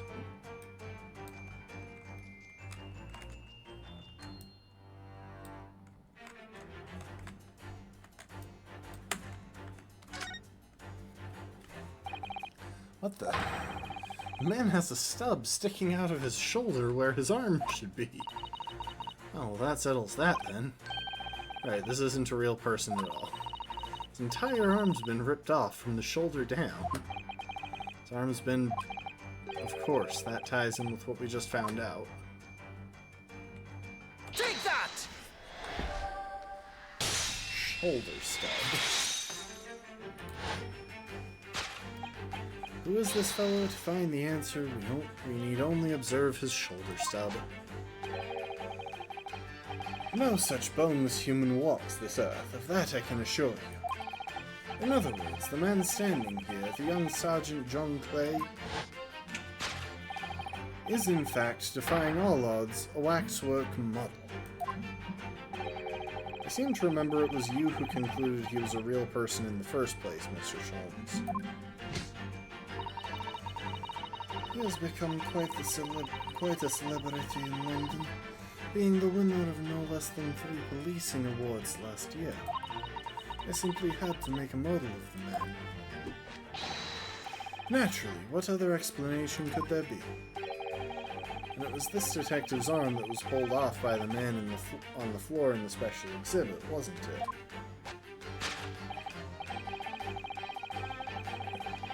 Next, we turn our attention to the old man set before him with the particularly unsightly visage.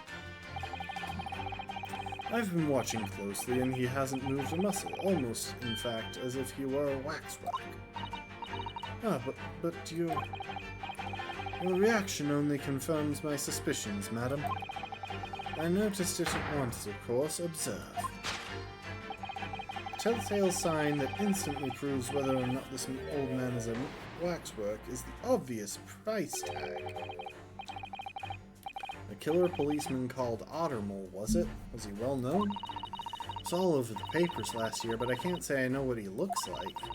It's a very low price, though. Threepence isn't much money. Only enough for a few measly hours of gas in Mr. Garrideb's delightful lodgings, in fact.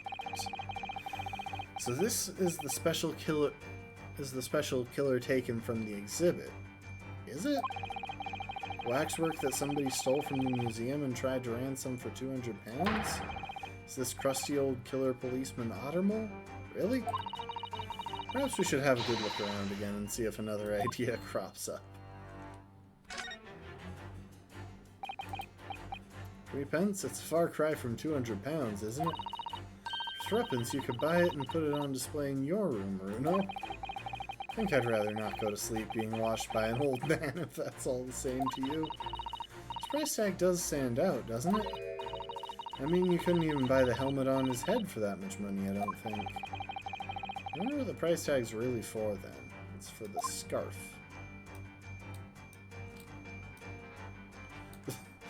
Really? He's just tapping away with his leg? I don't believe it. It's the secret sign that lets other detectives know some criminal activity is underway. Yes, it's a slightly strange choice of outfit if he was trying to go unnoticed. Ah, he must be a detective disguised as a policeman. Or a detective disguised as a waxwork model of a policeman.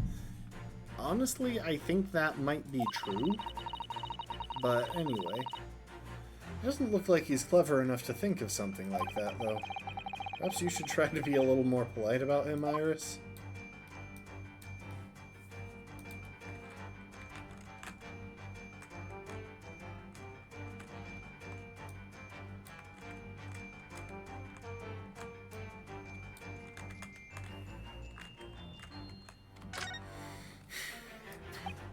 Look at this! The old man's tapping his foot like crazy. Is he trying to send a message in Morse code? Is that going to be a twist here? Seems to be fast asleep, though. He's not tapping his foot consciously, then? So you mean... It must be a twitch. Never mind that. The point is, waxworks don't tap their feet. Or twitch. And look at his arm, too. We've seen a scarf like that somewhere else around here, haven't we? Take that!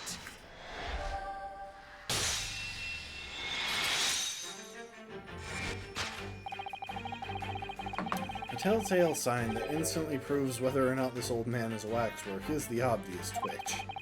Even the most realistic waxworks do not exhibit a twitch. In other words, this splendid old man is in fact a genuine member of Scotland Yard. Slight shift in your choice of adjectives, then. And there you have it. Well, Madam Tuskles? Well, what? It was me who contacted the police and demanded that someone come in the first place. He was clearly fatigued. He is clearly fatigued. He's sound asleep.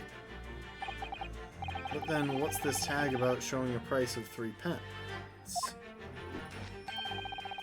No doubt the price tag of the muffler, which the old Bobby purchased recently at the local market. And I presume you have observed the scarf tied around his arm? Does that not strike you, Mr. Naruhodo? Yes, the secret sign used by detectives to show that some criminal activity is currently underway. Of course, because as you know, there has been just such criminal activity happening here, as you deduced from the very beginning, detective. So, it would seem that we finally arrive at the truth.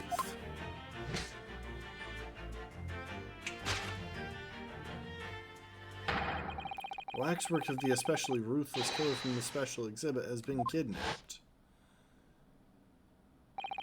And Scotland Yard are already investigating. But the model's whereabouts remain a mystery. Thus concludes Herlock Sholmes' great deduction of this horrifying puzzle. I don't feel like we really got anything out of that.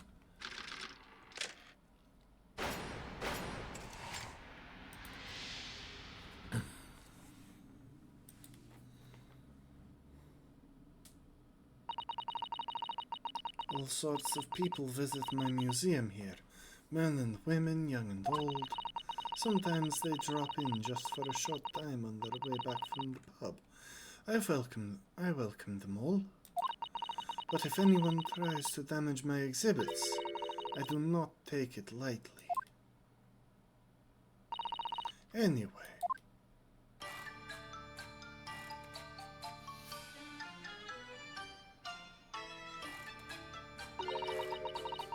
A great deduction was even more enchanting than I have been led to believe.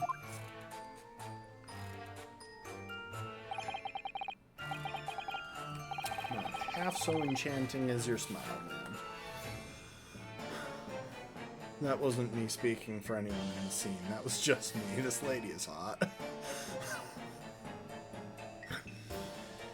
It was a pleasure, my dear madam. I'm gratified that you enjoyed the spectacle.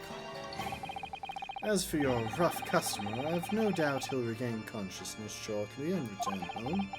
What concerns me more is the waxwork from the special display, if it was indeed genuinely abducted.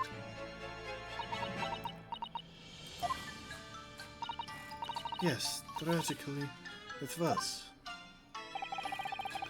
Then I would ask you to recount to us the events surrounding the stolen waxwork, in as much detail as possible, if you please. Very well. But after I have told you what I know, I must insist that you return to your work. The talents of a great detective could be put to better use, I feel, but as you wish.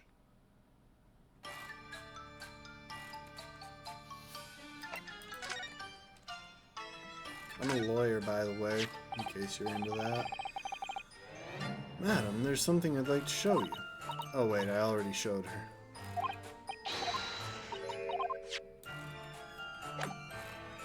Alright.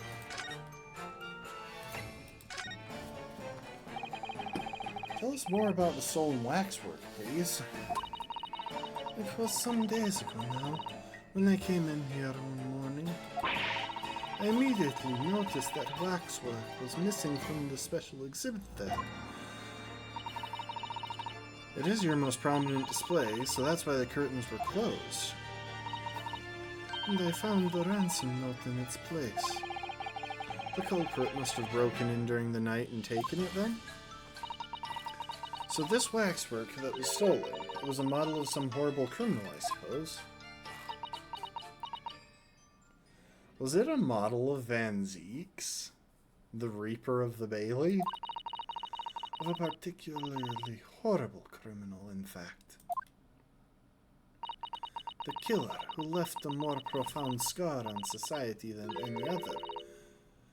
I would say, the Professor. Oh, and here I thought it was going to be the Reaper of the Bailey. Not a name I've heard of. So, Mr. Naruhodo, it seems the circle is complete. Sorry? The Professor case happened at around the time I was born, didn't it? Indeed it did, Iris. 10 years ago, a series of murders that rocked the capital. I never actually remember how old Iris is. Okay, she's 10. 10 years ago? Yes, at exactly the time that Baron Van Zeeks graduated from university, in fact. Baroque. I always read it as Baron because my brain doesn't bother paying attention to the word as a whole. What? Surely he's not saying... So the big event that changed Mr. Reaper's life...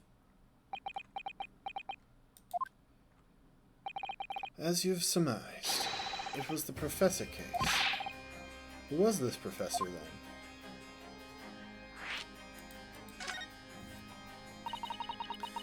It was a series of gruesome murders that all of London gripped in terror a decade ago. After 5 victims were killed, the man was arrested and put to death. And now he's immortalized here in wax for all Londoners to admire and enjoy. For a small fee, of course. Though, of course, he happens to be absent at present on account of the abduction. But I don't understand. How is all this related to Lord Van Zeeks? You must first understand, my dear fellow, why it is that the Professor earned such infamy. It was due to the victims he chose, some of Whitehall's finest.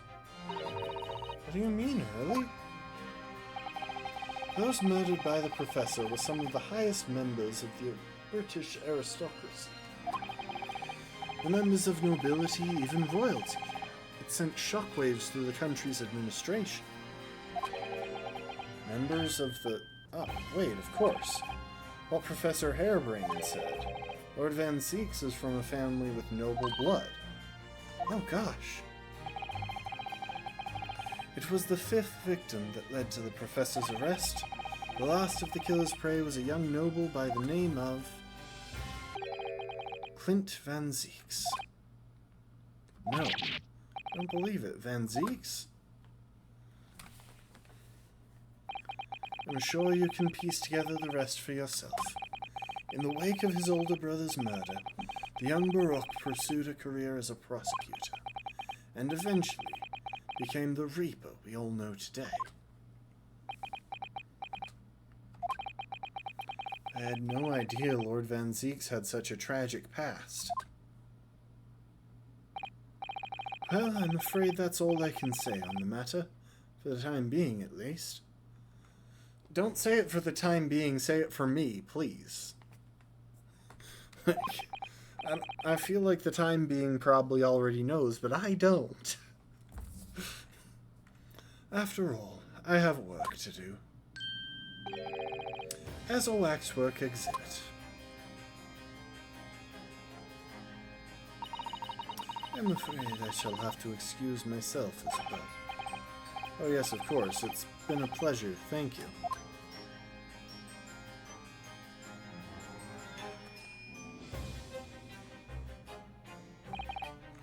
Well, none of the predicted scenarios I've been analyzing involved you coming to visit me here.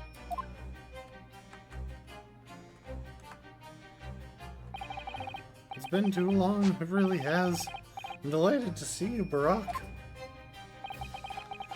It's been 10 years. Here we are, meeting in the prison of all places. I can't forgive myself for what happened to Mr. Asmund, I just can't. I still can't believe it could happen.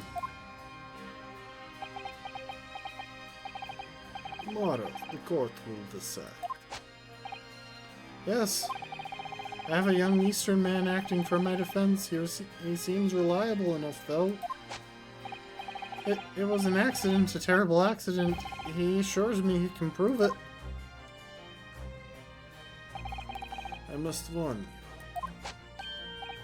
Oh, I know, I've heard already. You're going to be prosecuting, aren't you? Yes. Since I returned to England, I've heard lots of stories. Baroque, are you really? What? Never mind. I know that you have my best interests at heart. My friend is on trial. I wouldn't trust it to anybody else. Of course, I fully understand. Thank you, Baroque.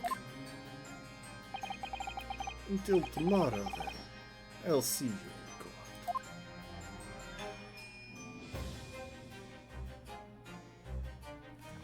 It's honestly kind of wholesome. Like,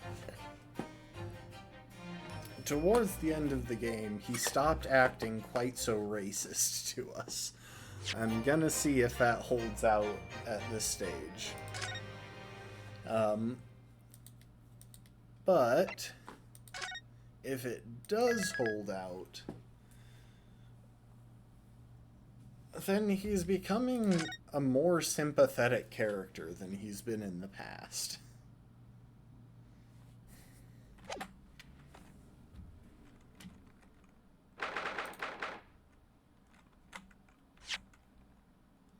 Alright. Well, we're going to call it there. I just want to look through the court record one last time. So we have a lot of players in this already. I wonder why her eye is closed. Is it just me, or does she look a lot like Melina? Like that's a weird connection to make, considering there's definitely not a connection there. But she vaguely reminds me of Melina just in her features.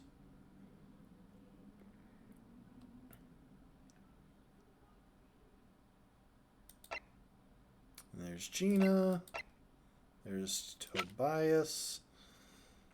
The Masked Man, who I'm pretty sure is in fact Herlock Sholmes. our client, Lord Van Zeeks.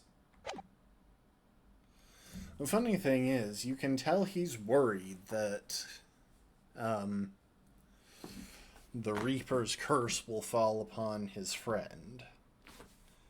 And it is worrying, because if someone feels...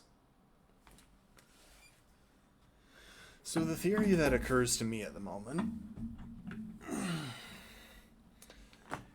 is that I could imagine someone deciding they think Van Zeeks is personally corrupt, and so anyone who escapes him is being led off by him. In which case, that could be their reason for killing people who successfully escape him in trial.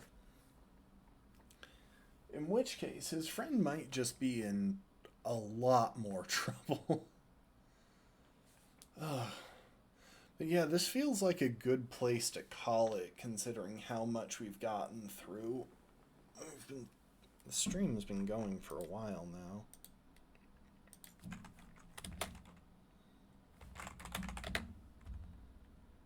Yeah, a little over 4 hours. Still an entire initial investigation cleared. The thing is, if I try to do another chunk of it, it's going to wind up going for 7 hours and we'll be getting done around midnight, and I don't know if I'm up for that today. So we will call it there.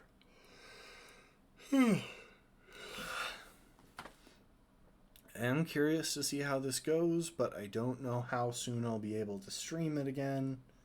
There's a good chance it won't be until the end of next week, until Friday and Saturday. But we will see. I'm gonna double check. Vinny might still be streaming for one thing. I know he started a stream earlier. Oh. Why the heck is Dist streaming this late?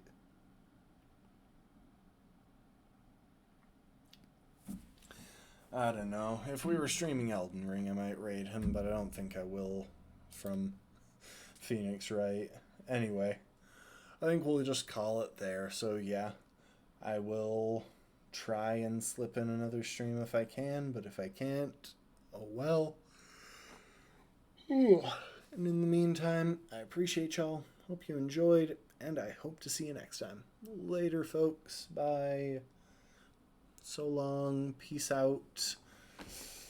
Remember to say your dots.